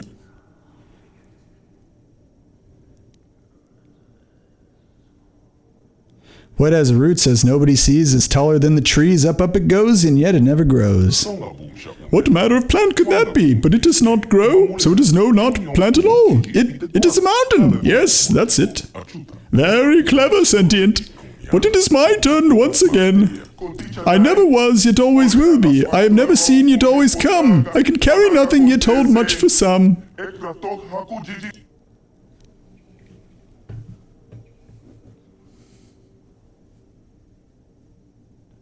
Tomorrow. Yes, you have the right of it. Tomorrow it is. Fair is fair, sentient. Your turn. You heard me before, yet you hear me again. Then I die until you call me again. What an odd riddle. Yes, let me see. Hear again and then call again. An echo? It is an echo. Ha ha ha. Very clever, sentient, but it is my turn once again. Who makes it has no need of it. Who buys it has no use for it. Who uses it has no knowledge of it.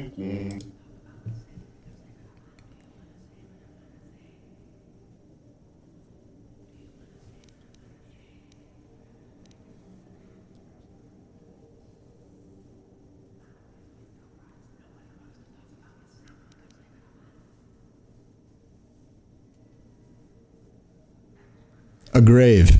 Yes, that's it. A grave. It is, though I'll likely never see one. Fair is fair, sentient. Your turn.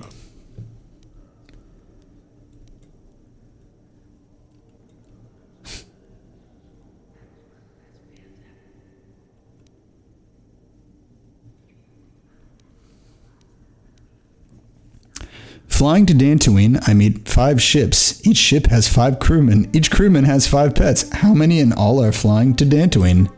No, numbers. Never have I been good with numbers. Think 5. 5 times 5. Add the 1. No. Carry the 2. 94. No, 96. Is it 96? I'm the one. I'm the only one flying to Dantooine. Fooled! I have been fooled myself. Very, very clever of you. You have won. It appears my destiny is to be imprisoned even longer. Are you ready to return to your body, sentient?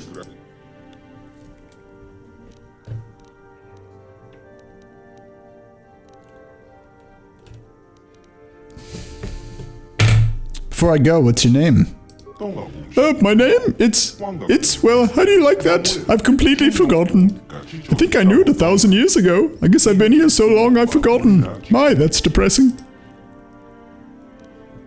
I could try to find some other way to get you out of here, man. I doubt you could help. My people made certain that escaping these prisons were a difficult process, you know. It took me as long as I've been here to figure out the only exit, and even then, I'm sure it's only happened because my prison is no longer secure. I do have to wonder how that happened. Are my people still about? If they were, I can't see that they let my prison loose so easily. But even if they are gone, I doubt you'd be able to find any way to release me. No, I suppose I shall just have to wait for someone who is not as proficient at riddles as you are to come along. I'm sure someone will be along before you know it, man. You know, you're right. And maybe they won't be as intelligent as you either. That makes me feel much better. Thank you. I'm ready to go. There's nothing complicated to it. It's better for me to just show you than teach you. Just close your eyes a minute, sentient.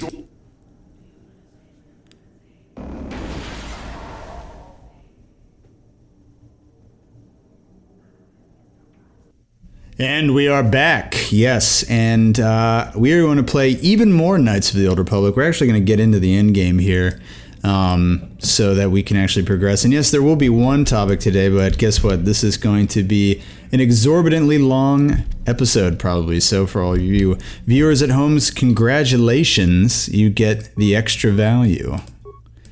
And yes, we are going on to the Starforge system. This is the planet that you unlock once you have gotten all the different star maps, and to my chagrin, we'll absolutely have another flying cinematic that I will have to edit in here.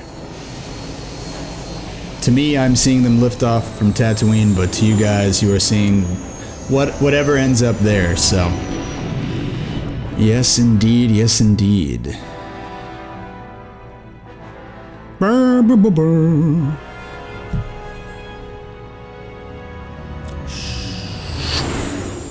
It's always weird syncing the ship zoom because it's like never... these segments actually, like, the audio sync and like the cinematics, they seem a little different depending on whether you're playing like the Steam release on PC or the console versions, especially like the downtime between cinematics, like the load times. Oh, this is weird.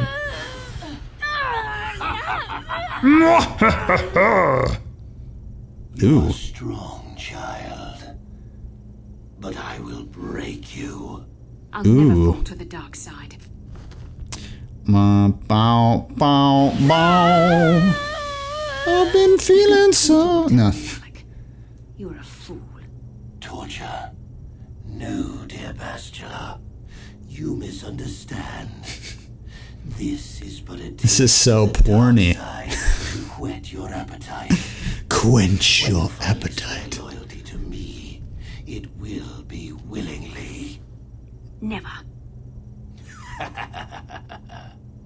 He's definitely got a porn stash underneath that little metal mandible. In your heart, the dark side calls to you, Bastila. You hunger to taste it. Become my apprentice, and all its power can be yours.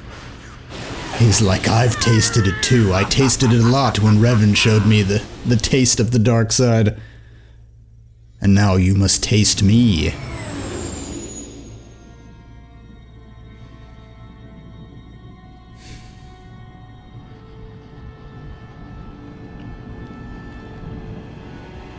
Oh man, this is a weird thing. Giant light stream going onwards into the sky.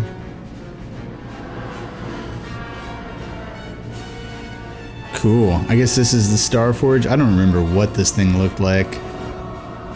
Bunch of different ships. I'm doing the Jewish person thing where you just sort of like describe all the things you see, like, oh my god, you know, and just like point out every sign on the highway. I've never seen anything like it. They have Bialys here, Logan. Coordinates to Admiral Dodonna. Maybe a quick strike by the Republic can cripple the Sith fleet. Message is away. Now we can just wait for the Republic to show up. We should be safe here. We're outside their sensor range. Small vanguard of Sith fighters coming in hard. Someone needs to get on those gun turrets. Take those fighters out before they report our position to the main fleet. Let the Wookiee do it. No? Alright. Did no one else get trained on this? Did nobody get their turret license, their certifications? Good grief.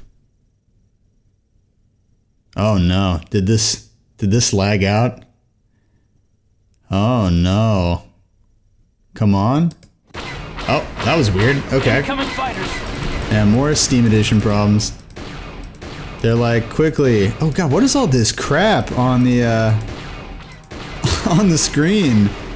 That's not. That's in game. All that like goop over the turrets. Are we gonna? This might be one of those sections where like you can only kill so many and then you like crash land. I think. Vaguely. Come on, snipe him. Got another bogey coming this way. Dude, go up.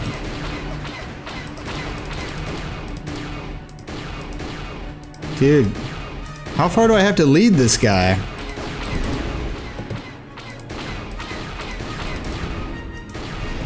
Alright, that's all of them, I think. There we go.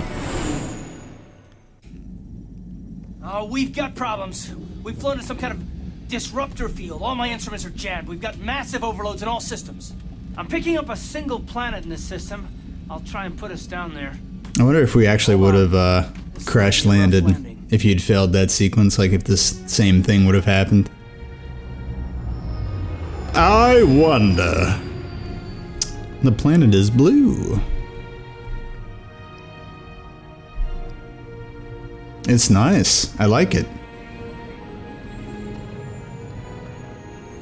That big ship reminds me that at Hollywood Studios they're gonna have the Star Wars Cruiser Hotel that's opening up I think next year, and all the rooms and the whole thing is like themed for like to look like a cargo, like a freighter ship. Whew. Talk about your rough Seems pretty landings, cool. Garth. What's the matter? You're flying like you've been on an all-night Teresian ale drinking binge. That disruptor field fried our stabilizers. We're lucky we made it down in one piece. But if I can't find the salvage to make repairs, I won't even be able to get the Ebonhawk airborne again. Maybe we're lucky. The crash will take care of our Gizka problems. The rough landing might convince them to abandon the ship. I don't remember what impression I was doing for this guy. During our rather rapid descent, I noticed the hulls of many crashed ships scattered across the landscape. Perhaps the parts you need can be found among the wreckage. The Cathar's right. This planet's a technological graveyard. I saw dozens of downed ships out there. That disruptor field must have wiped them all out. But where could it be coming from? Even if we get the stabilizers fixed, we have to find and disable the source of that disruptor field before we can take off. Otherwise, we'll just end up crashing again. I wonder why Sith's ships aren't affected by the disruptor field. They must have some kind of protection against it, but the Republic fleet won't.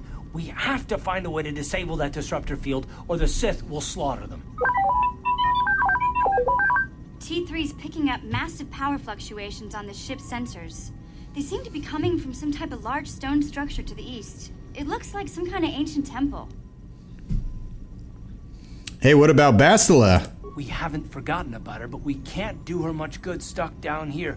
We have to help ourselves before we can help her. I only hope we're not too late. Bastila has been Malik's prisoner for a long time. If he can turn her to the dark side, she will join him, and the Sith will be invincible.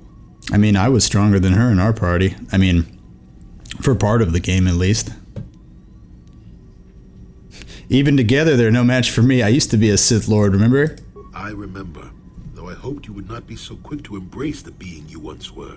If Bastila feels as you do, then she is lost to us, Revan. Don't call me that. I'm not Revan anymore, dude. I'm just saying I'm pretty strong. I'm glad to hear you say that. Now that you know your true identity, I was afraid you might slip back over to the dark side. If Bastila feels as you do, there may yet be hope for her. Well, if Bastila's on the Starforge like you think, Jolie, then we can't rescue her until we disable that disruptor field. The sooner we investigate that temple to the east, the better. We can probably find the wreckage of a downstream along the way. And if we're lucky, we can salvage some stabilizers from it to get off this planet. I hope everything works out as smooth as you make it sound, Karth. Well, so do I, Mission. So do I. Dark side and light side points gained?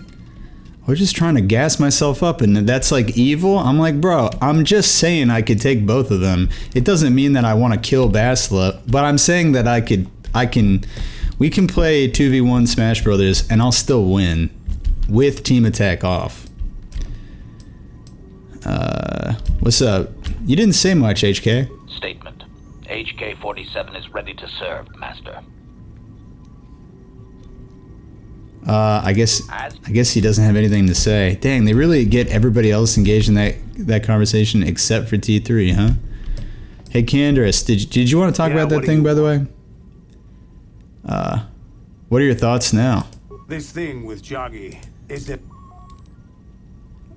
Okay, so I guess we're locked here. So let me save. But yeah, there's gonna be that Star Cruiser hotel out at Hollywood Studios, I think, and it's gonna be cool. And all the concept art has I'm just trying to think who's like the coolest. Who do I want to bring on this? Let's see, who is this? 1717. I think everybody. Oh, Zalbar is like really low right now. Why have I not used him in a long time? The thing is that the Jedi are too damn strong, right? They're pretty strong at this point in the game, especially at the end. I don't know if I really want to fucks with anybody who's not a Jedi, because like they can't heal, they can't do anything. You know what I mean? So, yeah, I think I'll take these guys. I think I'd also talked about adding some mods later. I'm still gonna do that. I just kind of want to like maybe wait till it's thematically appropriate. Our geese got left. No, my little geese. Oh, I guess you guys can populate this planet and completely destroy its ecosystem. Mobby. But yeah, the Star Cruiser thing is going to come out, and that's pretty cool. And in the concept art, there are like people actually dressed up as aliens from Star Wars, like in like full makeup and with like Twi'leks and all these things. And we went to the Galaxy's Edge Park a couple times actually in the last month, because there were a couple rides like we didn't get to do. Oh, cool! They literally all are like infested this planet. That's kind of funny. There are a few things we didn't get to do over the last time we were there, and I was just thinking like, man, it is such a missed opportunity that they don't have like aliens like at all in Galaxy's Edge. And it's also the fact that like the area that Galaxy's Edge takes place in is not like from an actual movie, so it's sort of like a generic Star Wars planet, you know. I think it's just sort of a butt against it, so I'm glad to see that the Star Cruiser at least conceptually will have those elements. Uh-oh. It's Embiid's people. It's Giannis. Are we doing Sickers? Oh shit, these guys are assholes. Well, I guess this is what we're doing. Alright, here we go. Time to rumble. Oh. And then you do CC. I wonder what their saves are like.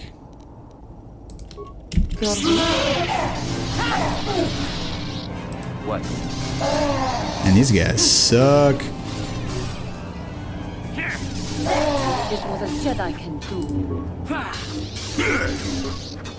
is what a Jedi can do.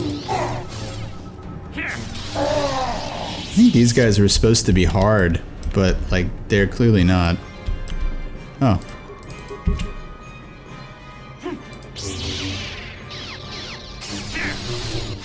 Oh, my lightsabers are strong as fuck. That's why, too. You have defeated the murderous animals. We thank you, human, for saving us. No problem. If your arrival had not been so fortuitously timed, we would have been in great danger. We thank you again for saving us. What are you doing here, man? We had crashed here when our mining survey vessel encountered some strange sort of energy field. It disrupted our engine and power system and forced us to make a crash landing on this world. Our ship sank far out to sea, but a handful of us were able to make it to this island. More than you see here, though. What happened to the rest of you? Many have been killed at the hands of the locals. A few tried to swim to one of the closer islands, but we have not heard from them in many days. Of the 10 of us who remained here, we two are the only remaining survivors. The native creatures killed the others? They attack any they come across. They are barbaric savages who feast upon the bodies of the dead. The only beings who crash here that can hold them off are the Mandalorians, and we dare not go near them. We know of their depredations too well. There are Mandalorians here? Yes, there are more than you might think, although they may just be here because they aren't easily as killed as we are. With their weapons, they raid and kill other survivors. You can fight off the natives as well. They seem to have some sort of invisibility or light cloaking shield that hides them until they strike. Where are they? They're north of here by a large temple structure. We dare not approach it, for they would surely kill us, but we cannot delay much longer. The longer we stay, either the Mandalorians or the natives will find and kill us. I'm like, what's unfortunate, you guys don't see this, but when the text is on the bottom of the screen, it's actually like behind my microphone. So I'm like, every time I get to the end of the sentence, I'm like, ugh. Sorry. You can stay in our ship if you want. No, we dare not. If we remain here, it will only be a matter of time before the natives or the Mandalorians find and kill us. Okay, that was a weird excuse. See ya. Alright. You sure you don't want to wait on the ship? No, they're like, we're gonna swim to the other island. Jeez. What a bunch of poussoirs. It's a nice place, though. I would buy a vacation package here. Maybe get a timeshare. Oh, great. Oh, I got my sweet-ass lightsabers. Nice.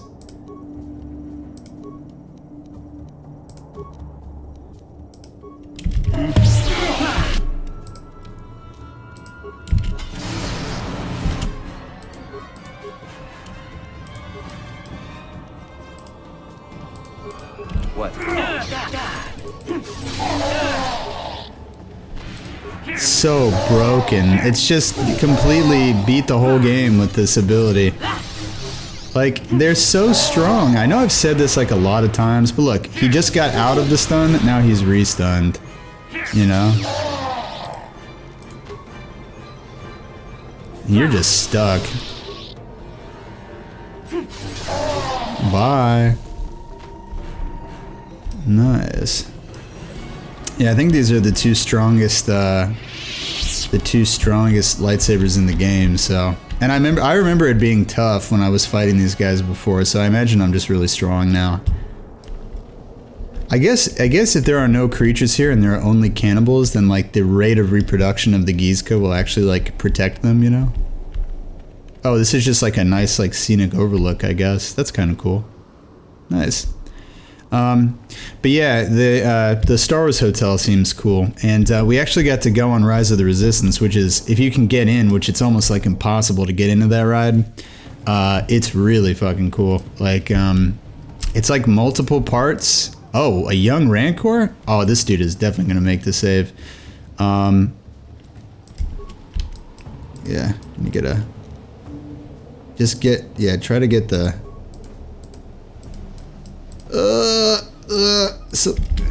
That man was a beast, a monster. I am glad that the galaxy is now rid of him, so he may not harm others again. I do regret, though, that he did not die by my hand. Oh, she's talking about the person from before. I'm like, wait a minute, is this like a part of a cutscene, or what is this? Yeah, it would have been wrong, but he's dead, you know. I know. What must I always fear the lure of the dark side? It was for the best. I am glad that you stood by my side during this. We should continue our journeys now. No reason for staying here for this.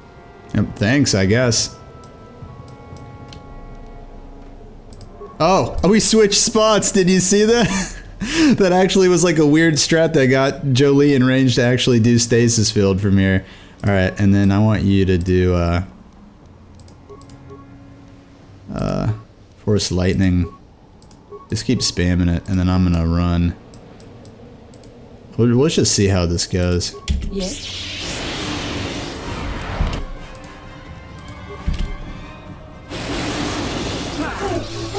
They're like stuck, see?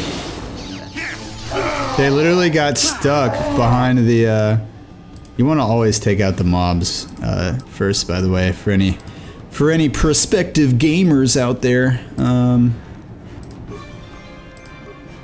I doubt that these Rancors are actually going to get, like, significantly burdened by any of this, but I wish she had, like, a leap or something she could do here.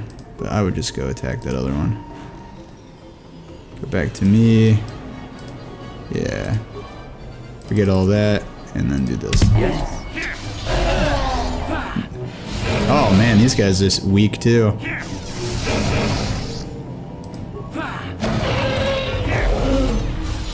Take that!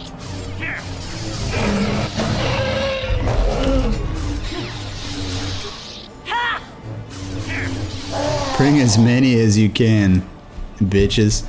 Holy crap, there's a lot. Well, maybe not that many, but I think this is the part that I remember being tough. Just spam stasis field. Here we go.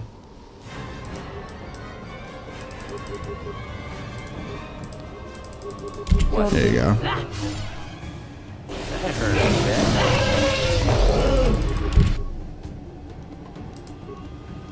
Oh, he did master speed on his own. Nice. Woo. Shit. Easy. They don't have any loot? It's a lot of Rancors out here, man. But yeah, that ride was really cool. We still haven't been able to get into the cantina. It's just absolutely fucking impossible to get in there. Yeah.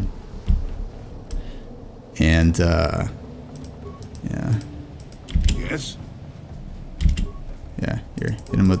Or, sorry, not that many. Just... Surface stasis field. Yes.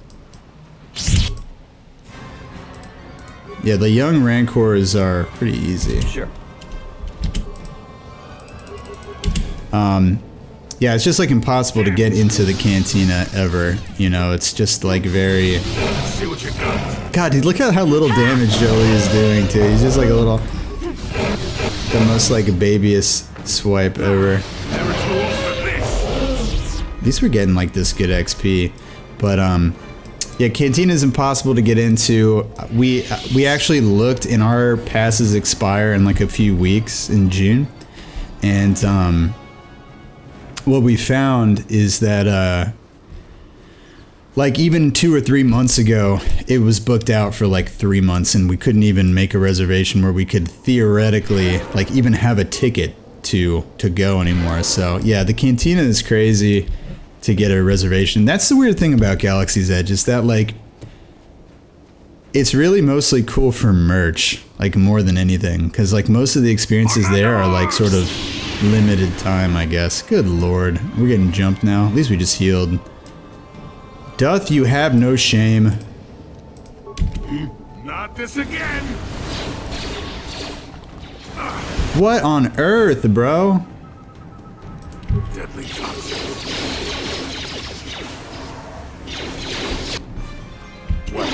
Who's dead? Oh my god, dude. It was a Jedi. Wow, we're actually about to die. Look at this. Yeah, just die. Just lose. Yeah, just let him kill you. You're not doing any damage with that single lightsaber, so...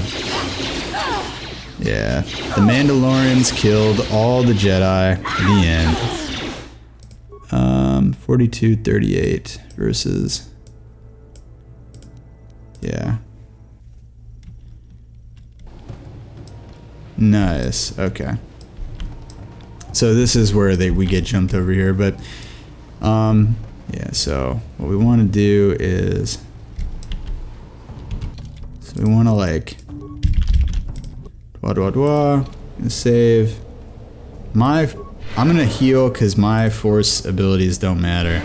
Actually, I guess they do matter, but not as much as Jet Li's. And I'm gonna do Night Valor, Master Speed, Force Armor. What is it? Force Armor. Force Armor. So we are all bulky as fuck now.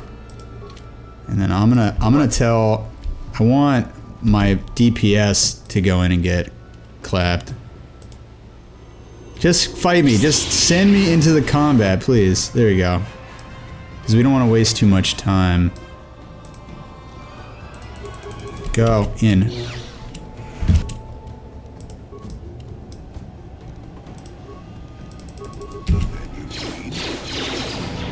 For the Republic! Oh, he got like everybody. Nice. Good shit, Jolie. Can we kill this guy? Your wish? Dude, the captain. Oh, you know what's happening? The captain is resistant to this. He's just broken. Look. He was literally just broken. No, kill the captain. Your wish? Yes? Kill the captain. Nice. Fuck that dude. Now we'll slay everybody else. Jolie, like, if that doesn't show how much value Jolie brings, I don't think anything does. You just go through all of them and kill them one by one. There you go. Then we'll all get this guy.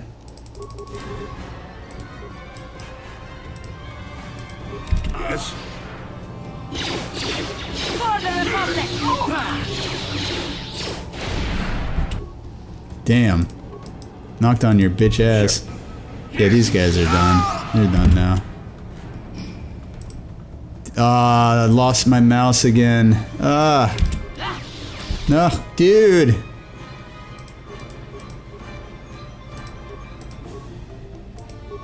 There you go. The problems of the Steam version of this game. Here we go. Now it's back. Get him. Boom. Good night. Bitch ass Mandalorians. Let's see.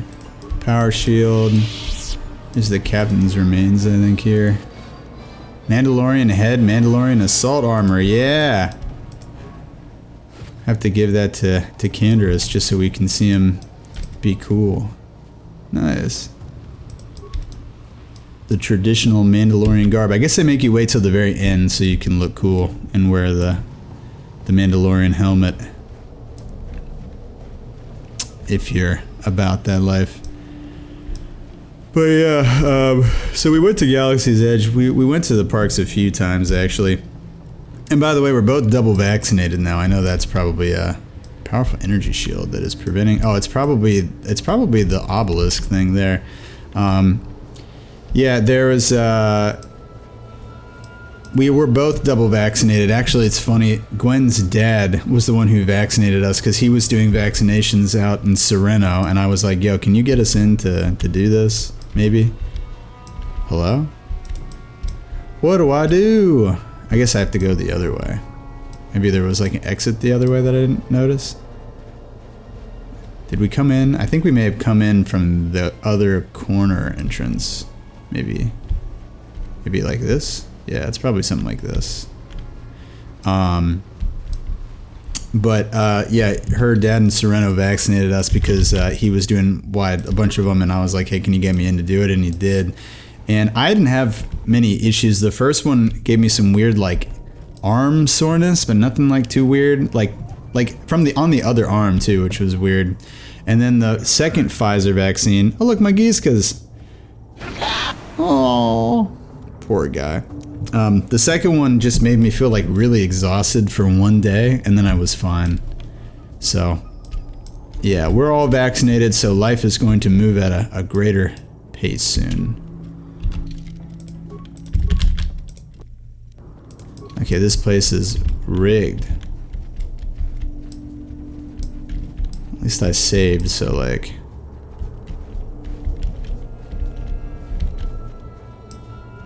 There's this is probably gonna blow up on us. Didn't work. Alright. Can I like... Somebody's gonna step on this. Cool. Alright, I got the ship parts at least. So, that's nice. Is there more stuff this way? I think? Maybe?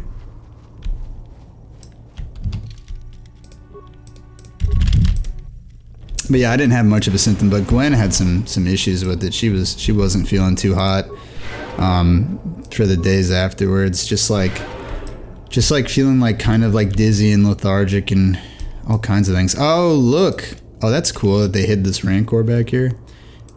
I wonder if he's gonna totally resist all of these stunts. Oh wait, there's multiple. Okay.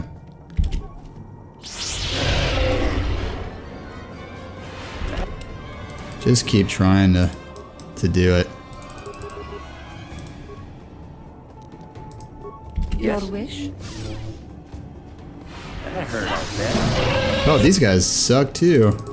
What happened to like wasn't the Rancor that we fought the first we like cheesed really big though? Like I thought he was like gargantuan, you know? I guess these are like sub-adult Rancors. Like not necessarily like super, like not super like babies, but like teenagers. Perhaps. What's over here? I definitely see the electric bass, but I don't know. Hold on. Sorry, I'm just in like a kind of an uncomfortable position for the camera at the moment. Nice. Oh, this is some bullshit ass puzzle, I'm sure. I wonder if I can just run through this and just get through the door. No? Alright, cutscene. Hey, Joel. You are not Rakata. What is your business here, off-worlder? You know, it was funny. I was thinking about like the impressions that I do for these characters the other day, and I'm like, you know, I think I could come up with a few more that were not so good, or that were better than that. Here, let me try to like actually do one instead of just being a dork. I mean, this is all me being a dork, but let me be a higher tier dork real quick. Who are you? I'm sorry. I want to do King Kai. Hold on. We are the elders, and we will be asking the questions here. Who are you, and why have you come? I'm Revan. You are Revan? The council wishes to speak with you. You may enter. Hopefully that doesn't like clip the mic too bad. Yeah, I try to... I don't have like such a well of impressions that I can like sort of do, but I should at least try a little bit harder with the ones I'm doing. We of the Elder Council did not expect to see you again, Revan. We thought you had betrayed us. Why have you returned to our village after all this time? I have no idea what you're talking about, dude. Your words are confusing. We recognize you. You are the one called Revan. You are the one who came here before. You and this means nothing to you now? My mind was destroyed. I'm sorry, dude, but I don't remember any of this, dude. We do sense something different about you. Something that has changed. You are not the same as you were before. Perhaps your memory has been lost. Yet the power you wield, what you call the Force, is within you still. You can still help us, Revan, if we dare to trust you again. You can trust me, but I got some questions for you, dude. If what you say is true, that you cannot remember when you were last here, then you must have many questions. Ask what you will, Revan, and we will try to help you understand. Who are you, dude? We are the Elders, descendants of the Rakata priests who served during the days of the Infinite Empire over 20,000 of your galactic standard years ago. You met us the last time you came here. You arrived with Malik, your servant, 3 of your galactic standard years ago. We saw your ship plummet to the Earth, a victim of the disruptor field that guards this planet. You and Malik both survived the crash, though you were stranded here on our world. And in your search for a way off this planet, you discovered our enclave, just as you did this time. You used the Force to draw the Rakata language from our minds, even as you planted Basic into our skulls so we could help you in your quest to escape this world. We helped you enter the Temple of the Ancients, you and Malik both. And you now, after all this time, you have returned with your mind wiped clean. Is there anything else you wish to know? You saw that last line from Candaris. What is the Temple of the Ancients? There is little I can tell you about the temple. I know the secrets of our ancestors are contained within, but the temple itself is barred to us. Only those who can command the Force can enter. Long ago, we Rakata had this power, but it has been lost to us. That was why you helped us. That's why we helped you the last time you were here. Revan, you could enter the temple, but we could not.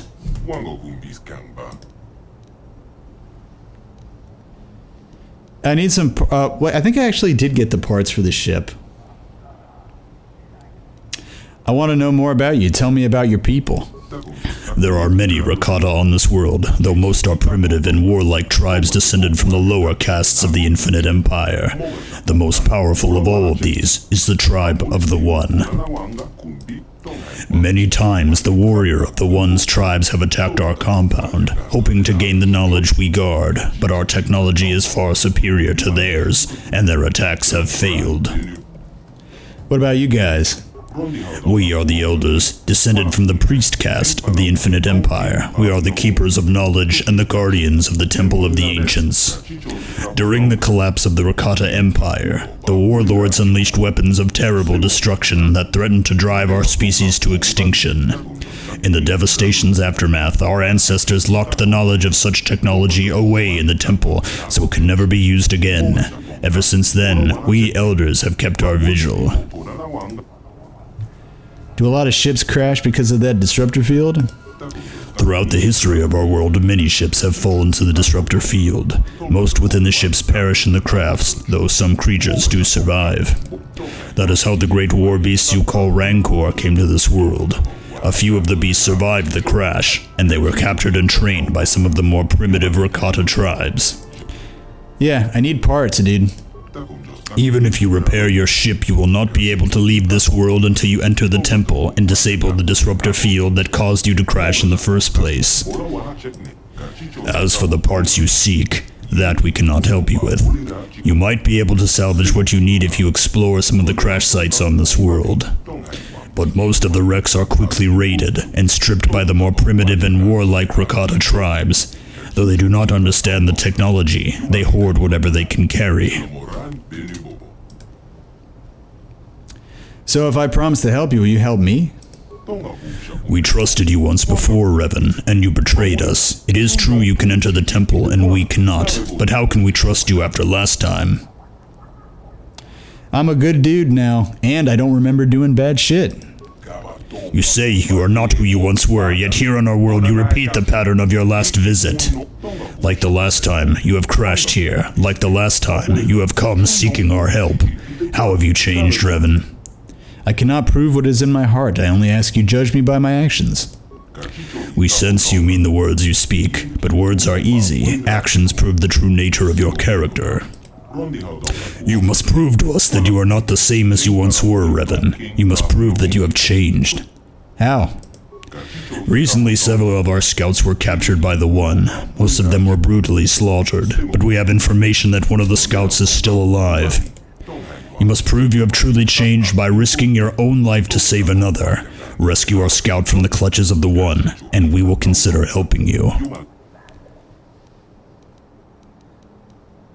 So you want me to go there and kill the One? We would prefer it if you could find some way to save the prisoner without bloodshed, but we don't believe that will be possible. The One does not like to negotiate. So if I save him, you'll help me? Risking your life to save the prisoner would show us that you are sincere about making amends for the past. Yeah, sure. Yeah, I'll be back. The prisoner is being held in the chamber of the One himself. Return to us once he is free. Until then, you have free run of our enclave.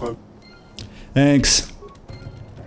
I was like, oh god, I need to do all the dialogue options, but doing this voice is really killing my vocal cords.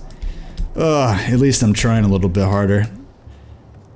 This guy's like, what's good, Hollywood? I'm like, do I have any more impressions to do? The viewers are like, please no. Still, we must press on. What can I... I'll probably... I guess, I don't know. Here we go. Okay, good. I'm not gonna do voices for just random chatter.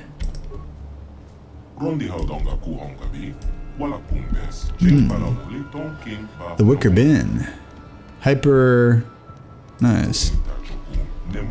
Seems like a pretty nice spot you got in here. It's kinda... You know what? I think the architecture is literally the same as like the Tusken Raider compound. It's just prettier. I love this fucking game, man. What a good game. Beep boop, beep boop. I bet you can side with the one or you can side with the elders, because like there's no reason for this base to be so fortified other than that reason, right? Their cadence of speaking sounds like the people on the monorail.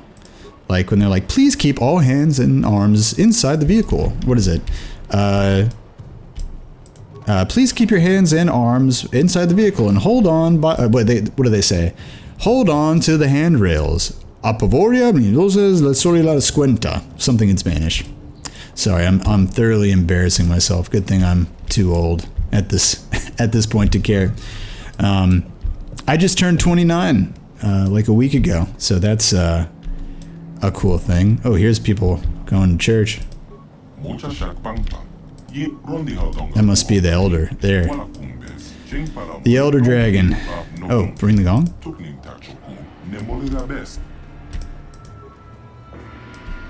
That's kind of cool.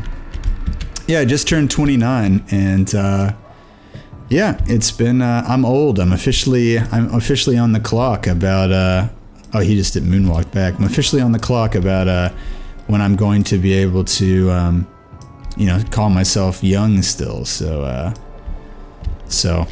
we'll definitely get into that a little bit when we get into our topic, but let's look at this stuff. The cage is locked. I guess I can't select can I select the warrior? Yeah, I guess, yeah, there's definitely going to be a them versus elder researchers.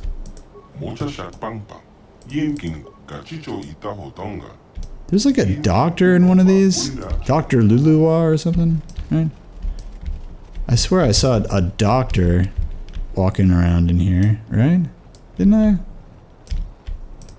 Here we go. Researcher Lalawa. You have returned at last, Revan. I was beginning to wonder what had happened to you in the temple. You know me? We had met previously when last you entered our enclave many years ago. You inquired as to my research then as well. You came here, gained access to the temple, and were never heard of from again. Some thought you may have betrayed us to the others, but they were never able to penetrate our defenses. But if you will help us now, then the time taken is nothing. Is there anything else you require? What are you doing?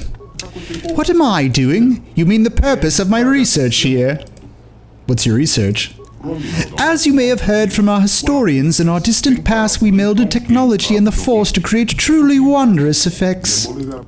We guided ships across the galaxy using our power and incorporated its use into all aspects of our society.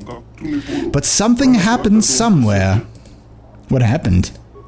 There are a variety of theories on what happened. Perhaps we became immune to the effects of the Force from overuse. Perhaps our breeding habits rendered our species insensitive to it over time. None truly know. The only discernible result was that we could no longer command the Force as we had. Its power had escaped us. With its loss, our technologies could no longer hold us as far above the subjugated races we ruled, and our empire began to crumble. The races we subjugated rose up, plagues swept our worlds. We could do nothing against all of these calamities. What's your research then? Every once in a while, there is an individual born who has an affinity for the Force. Maybe not the ability to use it directly, but at least the ability to remain open to it. I believe this is a sign that whatever genes our species had that gave us the ability to use the Force are not completely gone. Perhaps when the ancestors of the current tribes fled beneath the surface, some retained this trait. We have been working for years to isolate this gene in an attempt to resurrect it in our species as well. We of the Elders do not have Force sensitivity ourselves, but by harnessing the genetic structure of other tribes, we hope to be able to breed the gene back into our species. You're capturing prisoners for their genes? You're trying to rebuild your genetic structure? We believe that if we get a large enough genetic sample, we can reintroduce the recessive Force-sensitive genes back into our people, allowing us to once again access the heritage of our past. You mean the temple? Yes, it can only be entered by those sensitive to the Force, so it has been barred for us for ages. What we may find inside will allow us to lift the other tribes out of the barbarism into which they have fallen and restore ourselves as a production force in the galaxy. You're trying to restore your empire, aren't you? No, we do not want to fall down the path that so twisted our people before. This time, perhaps we can redeem ourselves in the eyes of the galaxy and become a force of good. How close are you to finishing? We are quite far along, having had centuries to work already, but with the arrival of other tribe on our island, we have been restricted in our movements to just our enclave. We have captured a few of their warriors, but the one that really interests us is their leader, the One. What's special about him? Those with the genes we seek seem to be marked with the destiny that causes them to rise above others as we did as a species early on. In hearing the stories his warriors tell of the One, we believe that he may hold some of the genes we seek. He may be nearing Force sensitivity. Unfortunately, he and his people are much too aggressive and violent for us to ever get close enough to study him. His corpse would not do either, as only a living working body is of use to us. Maybe in time, though, the differences between our peoples will lessen enough that we may study one another and gain the information we need. I don't know if your eugenics program is a good thing. What kind of information do you need? Genetic data on drifts and changes over the many millennia we have been here. Specific data on exceptional individuals. If only we had access to the knowledge of our ancestors. They must have known much, much more than us. They had a much greater population sample to work with. I believe that in the temple there may be the information we seek. Perhaps in the old archives or scrolls, maybe even in an ancient computer if any is still functioning. This information would help us greatly in our work, and we would be very grateful to you for it. Is there anything else I can help you with?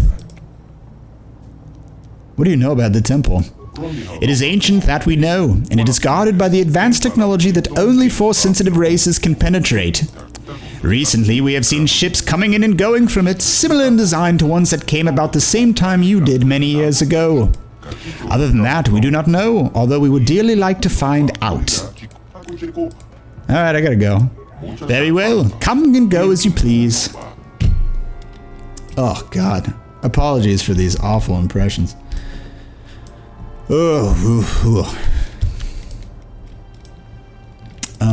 Okay, so that guy has the eugenics program, trying to figure out how to make Force-sensitive peeps. Oh, here's the door. Settlement exit. Is that the only exit, or is there more stuff we might do good to look at? This guy's...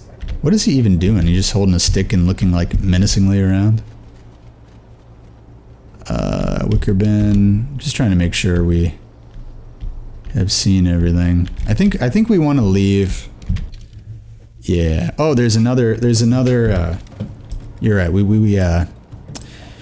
I am right. We passed through, another exit this way, but yeah, getting old, going to parks. Thank God that the, country is opening up again. Otherwise, I think all of us would be just going absolutely batshit insane. And, Keeper Orsa. Yeah, it's, you know, luckily things are coming back to normal. Greetings once again, Revan. I'm glad that you have returned. I couldn't believe that you had betrayed us despite what the council said. Who are you? My name is Orsa. I'm the Keeper of History for the Elders. The last time you were here, you had many questions for me. The council told us of all the destruction of your memories, but still I had hoped you might recall something of our past discussion. I can't remember. There is no need to apologize. It just pains me to know that all you had learned from me has been forgotten. Still, I would be happy to instruct you again. I do have a few questions. Yes, of course, although you must forgive me if some of this starts to seem familiar. After all, we did go into the history of the Rakata at some length last time you were here. I will do my best to enlighten you with the knowledge I hold. What subject do you wish to learn about? We've learned a lot of this already. Can you tell me anything about the Starforge? Much of our knowledge of the Starforge is lost. It was built during the height of the Infinite Empire long ago. All we know now is that it casts a terrible shadow across our world. We elders have longed to destroy the Starforge for many generations, to cleanse ourselves of its evil presence. But we have neither the knowledge nor the capability. When you and Malik last came here, we saw you as saviors. We let you into the temple so you could destroy the Starforge, but instead you harnessed its dark power for yourselves. You awakened a dormant evil. Your fleet helped spread the corruption of the Starforge throughout the galaxy. And now, you return as our last hope to stop what you once started.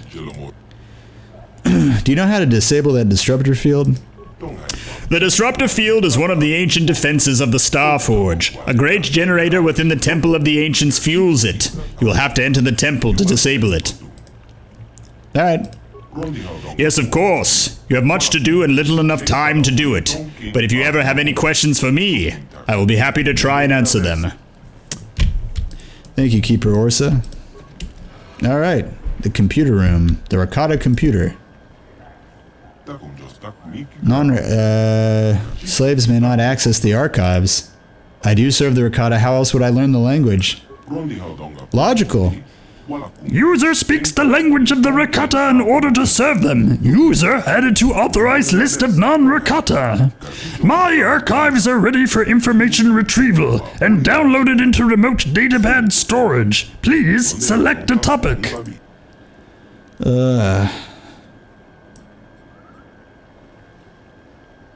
I'm looking for the secrets of the ancient Rakata. Searching. Retrieving information.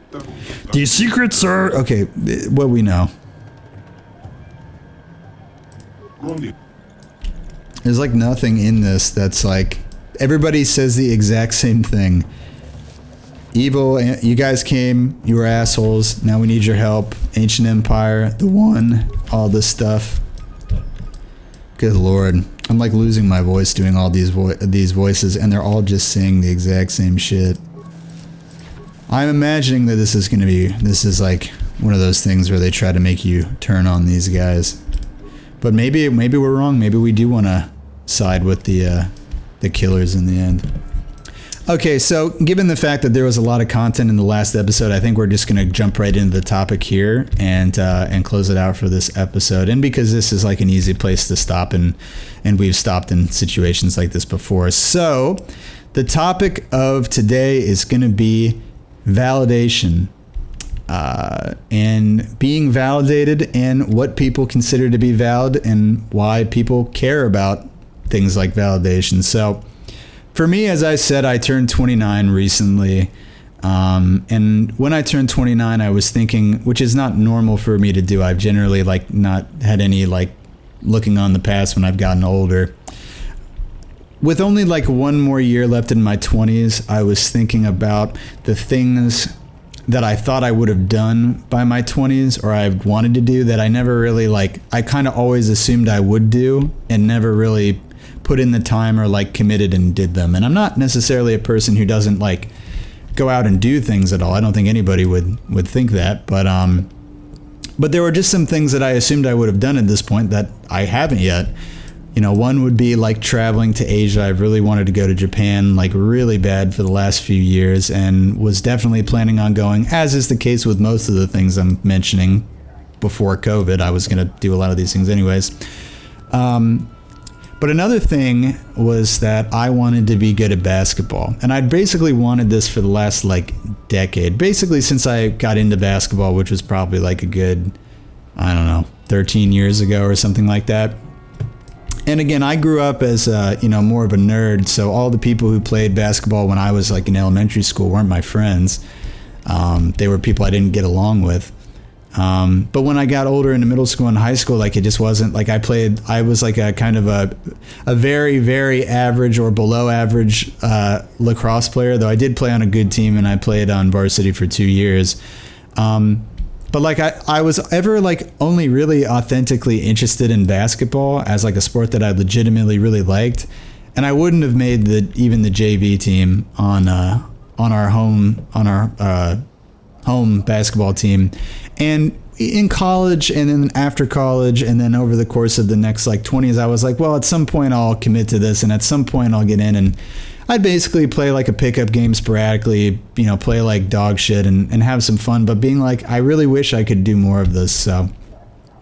So recently, I've done something that I think a lot of people would consider weird.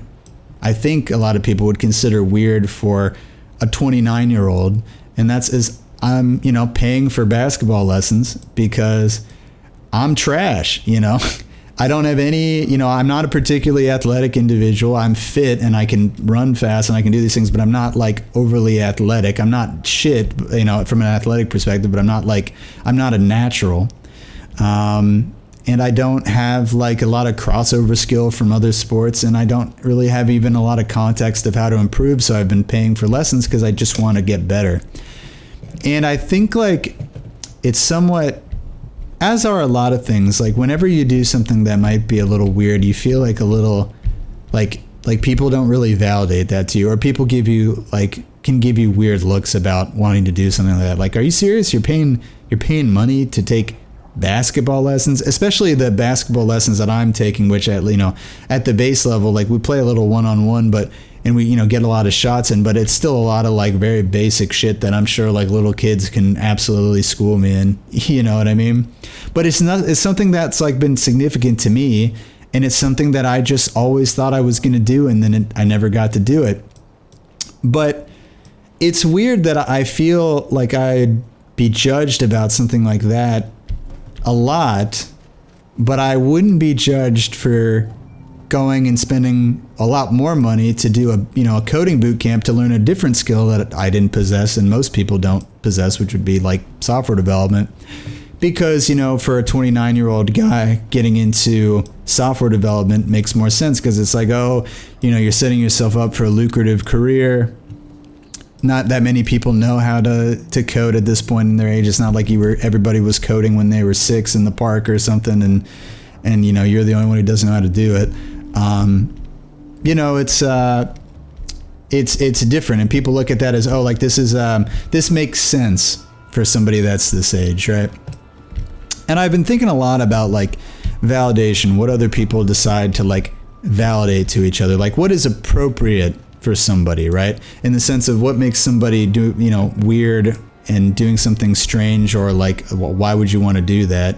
Versus like, that's okay and that's cool. And it's a lot of like people projecting their own box onto you. And I was thinking a little bit about other things where like validation between what people think is acceptable and what is appropriate does not necessarily mash up with what reality is. And I was speaking to a coworker at my new job who was very much, we were talking about level 3 positions at the company. I've been a level 3 for the last 2 years since I've been there. I've been a level 3 since I got hired on. And to him, he's worked at Lockheed for 5 years or something, right? And, started in college, the same shit that a lot of like people's story is, started right out of college, worked myself up, worked so very hard to get every promotion, everything. And he finally got in the 3 bracket, when he took this job. And to him, he had a lot of judgments about other people who were level 3s in the company. Feeling like certain people's skills didn't line up, blah, blah, blah, blah, blah. Their pay grade didn't line up with what they could do. And all of this was really a projection of what he thought a level 3 should be, mainly because that's what all of his peers thought a level 3 should be, because they were all the same, orbit of people who are all college hires doing whatever they could to climb up a ladder. Whereas, my motherfucking ass came in, I'd been coding for seriously for a year and a half, 2 years maybe, and got a 3 right off the bat because Lockheed only hires outside contractors at level 3. They don't hire people at lower levels than that. And internally, they had done all of this stuff. There was this whole cult of like, oh, the level 3 is such a big deal. Oh, like, you know, making in a 6-figure bar is like going to take you 5 years. Oh, you would be lucky to get a position like that. Whereas for me, I got that position off the rip. And newsflash, I wasn't even the most successful person who came out of my boot camp. You know, I know people like Sajjad, who we'll talk about in a little bit, who got offered at Microsoft for more than me, worked there the same amount of time, and had a larger growth there without like really experiencing like level like promotions. Speaking to that point too, I was also told by 3 different coworkers that when I went from one level 3 job, my last one, a DA, to this one, that I wouldn't necessarily get like a real raise because it was a lateral move. I was told by some people who have been on this show that I wouldn't get one, right? Or that I shouldn't expect one. And I went and I looked at the medium pay band and I said, I'm going to ask for a fucking raise for this job because I know this job is going to be harder. And it has been by quite a bit. And I got the promotion. I got more than the income that I asked for. And again, I don't want to go into specifics of people's business about how much money, specifically how much they're making. But the reason I choose to bring it up now is because within this sort of what these people validated to each other that made sense about being in a level 3 position was that only super geniuses who are been in the company for 5 or 6 years deserve to make this sort of pay grade. When really, the whole fucking time, Lockheed had been hiring outside contractors who are getting in, working there, experiencing greater growth and leaving, who are younger than these people who are talking about, oh, we need to stay here for 5 years, while they continued to sell each other this same idea that was such a small piece of the truth that it might as well have been a lie that they were telling themselves, you know? And it's like their personal zeitgeist, like what they believe, because their viewpoint was rather constricted. And I think there is a lot of zeitgeist that we find ourselves within that encourages us to conform and encourages us to not do things that are weird or people think aren't going to work, because people have their own boxes for what is appropriate and what makes sense. I mean, in the case of me getting basketball lessons, even if I do, you know, I am shit, even if it costed the same amount of money, ultimately, if I'm taking a coding boot camp or taking basketball lessons, I'm doing both to have a happier life, right? The more skills you have, the better you are at multiple things. The more things you can do and enjoy them, and the better your life is, right? If you have money, if you have a career, your life is better. So both things are for the enjoyment of your life, the enrichment of your life. Why should one have any more value than the other one? And on some level, it's like, okay, you have to level with people because, yeah, it is surprising. And you can be like, I know it's strange, but this is what I want to do. And I think a lot of people can appreciate that or be like, oh, so he realizes that this isn't a normal thing to do, but he just doesn't give a shit. But still, it's like these validations are constraints. Additionally, I've been thinking about this a lot because a lot of my friends are going through career transitions again, and some of them are not so fun, right? I have close friends who are looking at their jobs and considering making major career changes and are feeling very pressured about, you know, if I completely leave and maybe I make less money at this new job, and I, you know, and I could like it or dislike it, I think they feel a bit like judged and also like invalidated by the work that they put in, right? Because I think as a cultural zeitgeist at a very basic level, the idea is that, you know, you go through college, you find your way through a career, you move up, and then you have money, and then at some point you pop out kids, or you just keep having money and just have fun with your life forever, right? There's not really like a expected pivot period, because if there is, it means the system doesn't work, at least in the zeitgeist, right? Like what a conventional thinking I think would be. And again, this may be me projecting a little bit, but but this is sort of, I think, a base level perceived thing. When nobody looks at like your plan, Taylor, is to go to college, get a 4-year degree, take a job, and then realize you don't want that job and you didn't need that degree. So you're going to go get another degree and another certification to do a different job that you realize that you actually did like, but you'll only like that job for a little bit until you repeat this shit all the way through, hopefully not incurring too much debt. Go out there and be somebody. You know what I mean? It's you don't really see that side. And I have other friends who are going through career transitions, people who have lost their jobs, people who are like looking at the next 30 years of their lives wondering, okay, if a lot of things pivot and I'm not in this place and I'm taking less money, or I'm in a different industry, or I'm like, none of my skills transfer over, is this okay? And it's like, it is okay, because if it makes you happy, then it's okay. It's not just okay, even. I don't even want to use that word. It's not just okay, it's good. It's good that you're doing something else now. If you're not, it is okay to take a pay cut to get something that you want. I have friends who have turned down jobs at Amazon for double, $200,000, jobs, because it didn't put them in the place they wanted to be. And it wasn't something that they were interested in doing. They wanted to start a family and they didn't see that this job would put them in the location or give them the time that they wanted to do that. And they took jobs that made, basically half that amount, to do that. And it's like, again, at some level, like how much money is enough money to be happy. But the point is I think in our society, we need to stop. I don't want to say I think in our society. I think that it would be nice if there were more people encouraging other people to change, that it's okay to do whatever you want with your life. And it's more important to be happy than it is to have a lot of money. And again, money can buy you happiness depending on what you're buying. But to some degree, that is like your 8 hours and what you're doing and your purpose and all the other shit I'm sure everyone here has heard ad nauseum. Validate alternatives like that. So with these people that have been going through these transitions, basically all of them the same age as me, wondering, is it okay for me to not do this shit anymore? I like to relay a story. And the story is about a real life person named Brian TRAUTMAN. Brian TRAUTMAN was from Arizona, and he went to JUCO. He had low income. He came from a low income family. I believe he said that they were deli workers or like sandwich shop owners or something. And he put himself through JUCO and got an electrical engineering degree.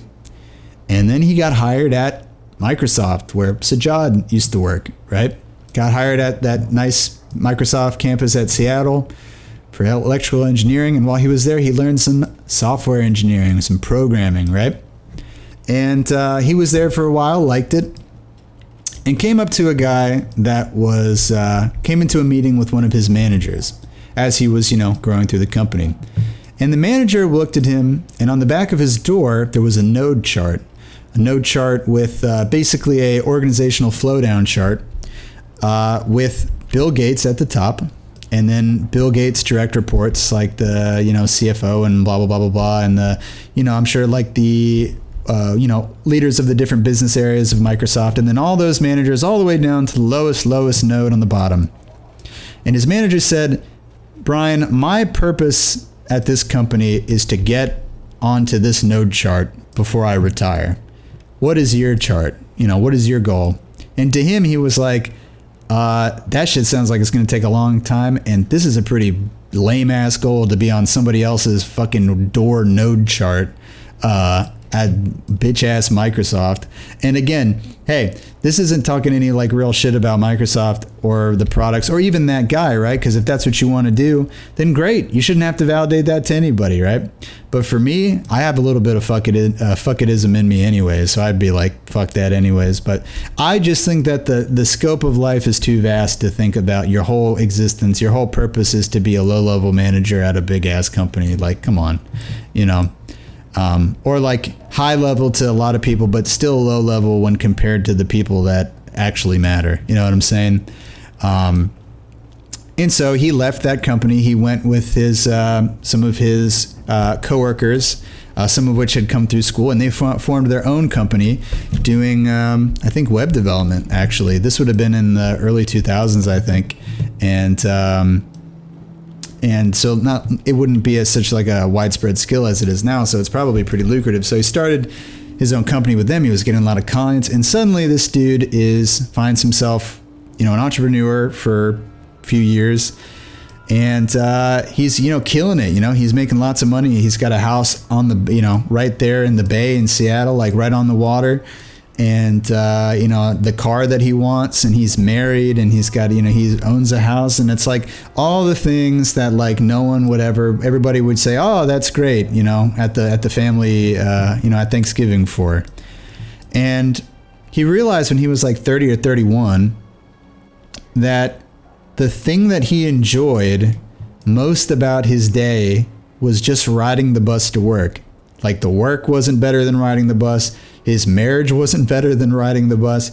Like, he had just sort of found himself in a role and was like, am I going to be a engineering entrepreneur guy for the next 30 years of my life till I die? Like, is that it? So he had a bit of like an early midlife crisis, right?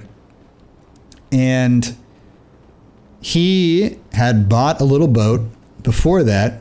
I don't remember what the make and model was. It was probably like, I don't know, like some little dinky, like 16, 18 foot thing.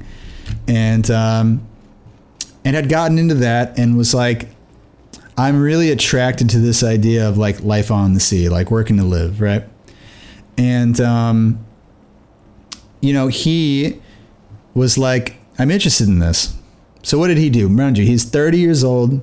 He has never done any boating in his life. He's from Arizona, and he is as thoroughly entrenched into a lifestyle as you can be, being like an owner of a small business, having a lot of money, and being married, right? He starts boating a lot and starts learning, the basics of being just like a boat owner and riding around in the bay. But he's really attracted to sailboats. So he's like, I should learn some sailboating. He takes a couple classes here and there, not unlike me, trying to take some classes that, to expand, the value of my life. And he joins up with a local competitive, like, racing sailboat club. And he was, does that for a little while and, gets his chops up and gets within that orbit of like sailing culture, right? The people that are really into sailboats, what's good, what's bad, make some friends, do whatever, like really get into that world, and he's there and over time he gains some skills, but one of his friends buys a big sailboat and it's in Hawaii and it has to be sailed from Hawaii to Mexico up to Seattle, right? Big passage. And he jumps at the opportunity. He's like, yeah, man, I want to learn this and I want to do that. And he's sort of the greenhorn on the sailing expedition. And he, does the whole thing and learns a lot a whole lot about making the kind of, passage like that. And finds himself back home thinking, okay, I think what I want to do is I want to get a bigger boat, a bigger sailboat, and make a passage to New Zealand, like go from Seattle down to Mexico, go out to New Zealand, maybe stop in Tonga for a few months, wait out the cyclone season. And then after that passes, head over to New Zealand and do that. Cause he felt a calling to, you know what I mean?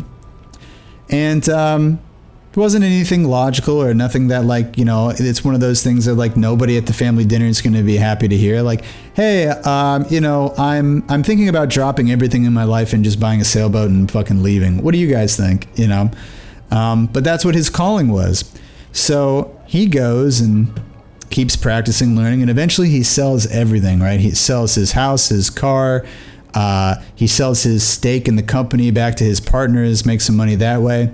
And his only plan is that he wants enough money in the bank to survive so he can make it out to New Zealand. And when he gets out there, he'll figure out if he wants to keep sailing. If not, he'll sail back. Maybe he'll fucking sell the boat back there, get a plane ticket back to Seattle, and then try to find another job and say, hey, at least I did it, right? He recruits his brother who's like doing some whatever job at the time, like some whatever thing, and is like, hey, do you want to be my first mate and do this? And his brother's like, sure. And they go, and he uproots his whole life, sells all his shit, and goes. And in Mexico, I think him and his wife separate because it was his dream, not hers. But he's like, I got to keep going. You know, this is where growth is for me. You know, and God, these ricotta sure like to walk backwards. And he goes to Tonga, and then he gets to New Zealand. He has no money when he gets to New Zealand, right? Because he's basically run dry.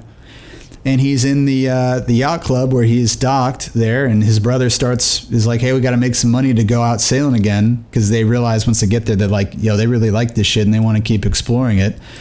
And he's rolling burritos, and Brian is doing electrical engineering work at the dock for some of the wealthy boat owners to make some money, and he's doing some remote coding to make some money as well. And they're just trying to make enough money to go sailing again. And then through serendipity, his brother ends up giving free drinks to these Swiss girls, and invites them to come hang out on their boat. And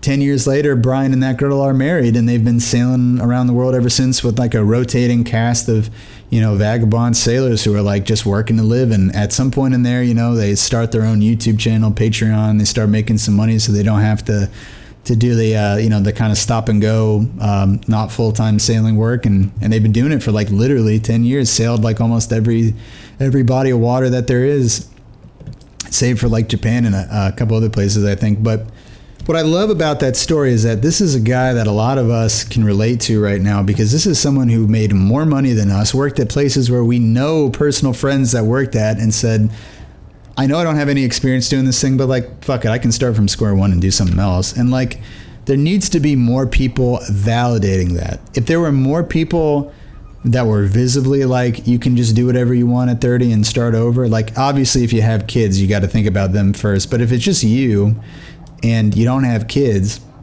it's like, why don't you just, there should be more people encouraging people, like people our age, to just say fuck it, because it's more important that you're happy, right? Like I talked to so many people that were like, I talked to people and they're like, yeah, my old like airwave technician job, I loved that job. I loved meeting people, I loved being in houses, I loved like communicating. I loved that job. I wish if I made more money, I would still be doing it. Or like me with Uber, like Uber was the most fun job I ever had, because I got to like meet new people all the time. And I think that's like something we like being type A, like we like communicating with people and having new stories to talk about and like engaging and stuff. And when you think about it that way, you're like, shit, like maybe I could have made less money to have more fun. You know what I mean? Like, or I can make less money to like really build my skills more, be more diverse or whatever, or even just enrich my life. So I think in that sense, that's why like I think like it shouldn't be so weird to take basketball lessons, even if they're basic and make you look silly in front of other people when you're 29, right? Because if it enriches your life and it makes you happy, you shouldn't need an excuse to do it. And you shouldn't ever have to prove yourself to anybody, because like all of us, like the zeitgeist is such like a silly fucking stupid thing, and the approval of others is valueless, right? Valueless, zero.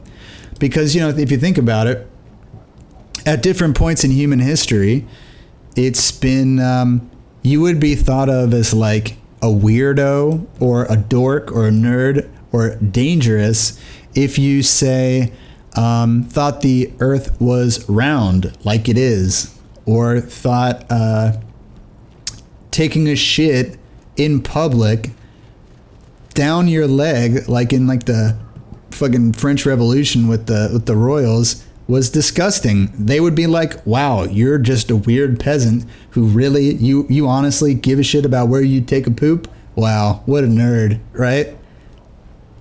That's gross. Or even more so, go into some recent history. I think it's pretty fucked up that black people are enslaved and worked to death to just to fund a stupid cotton plantation so people can make shirts and stuff. And then people will look at, people would look at you and give you, oh, you're not so educated to understand the exact reasonings as to why we need these slaves, because it would be an economic downfall and it would be terrible and blah, blah, blah.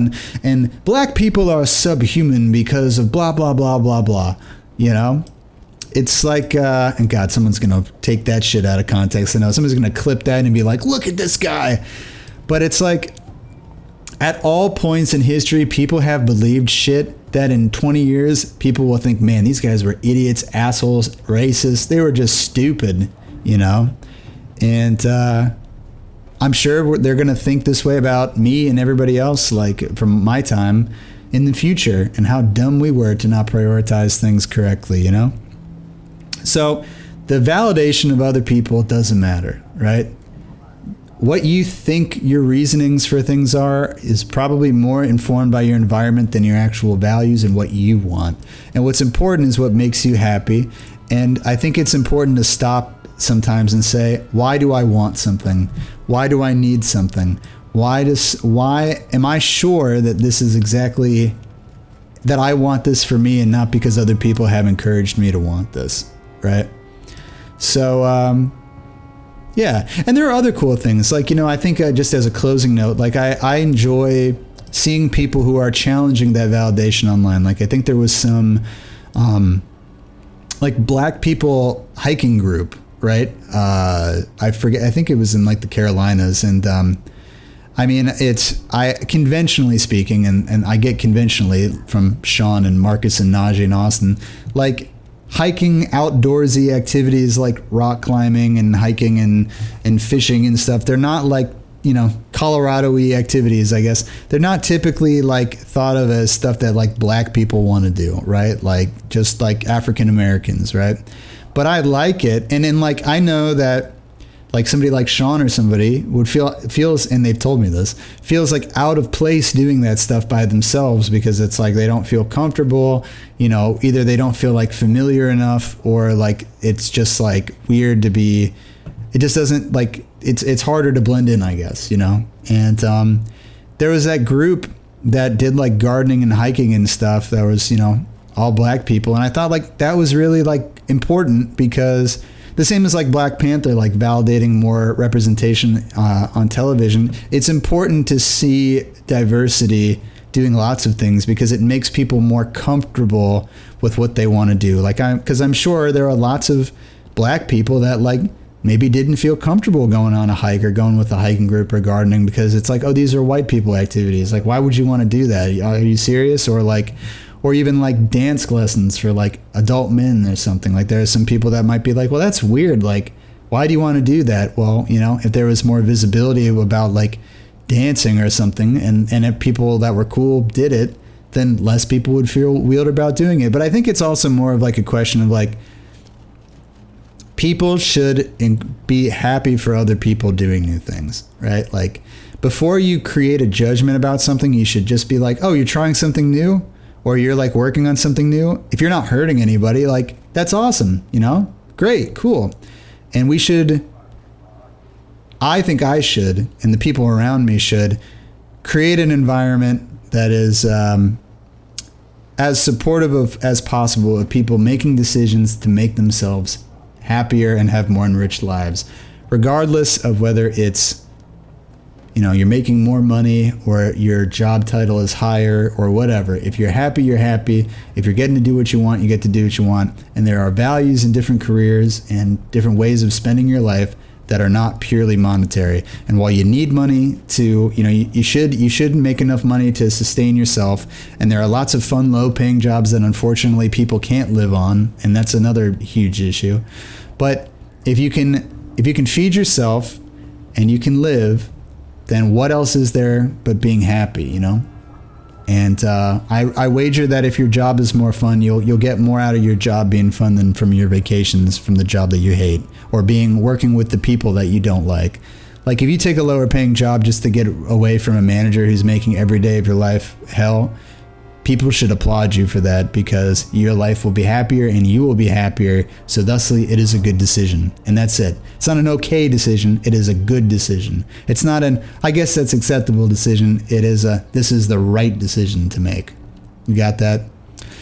So that's validation. And with that said, all I got to say is, yeah, bye-bye.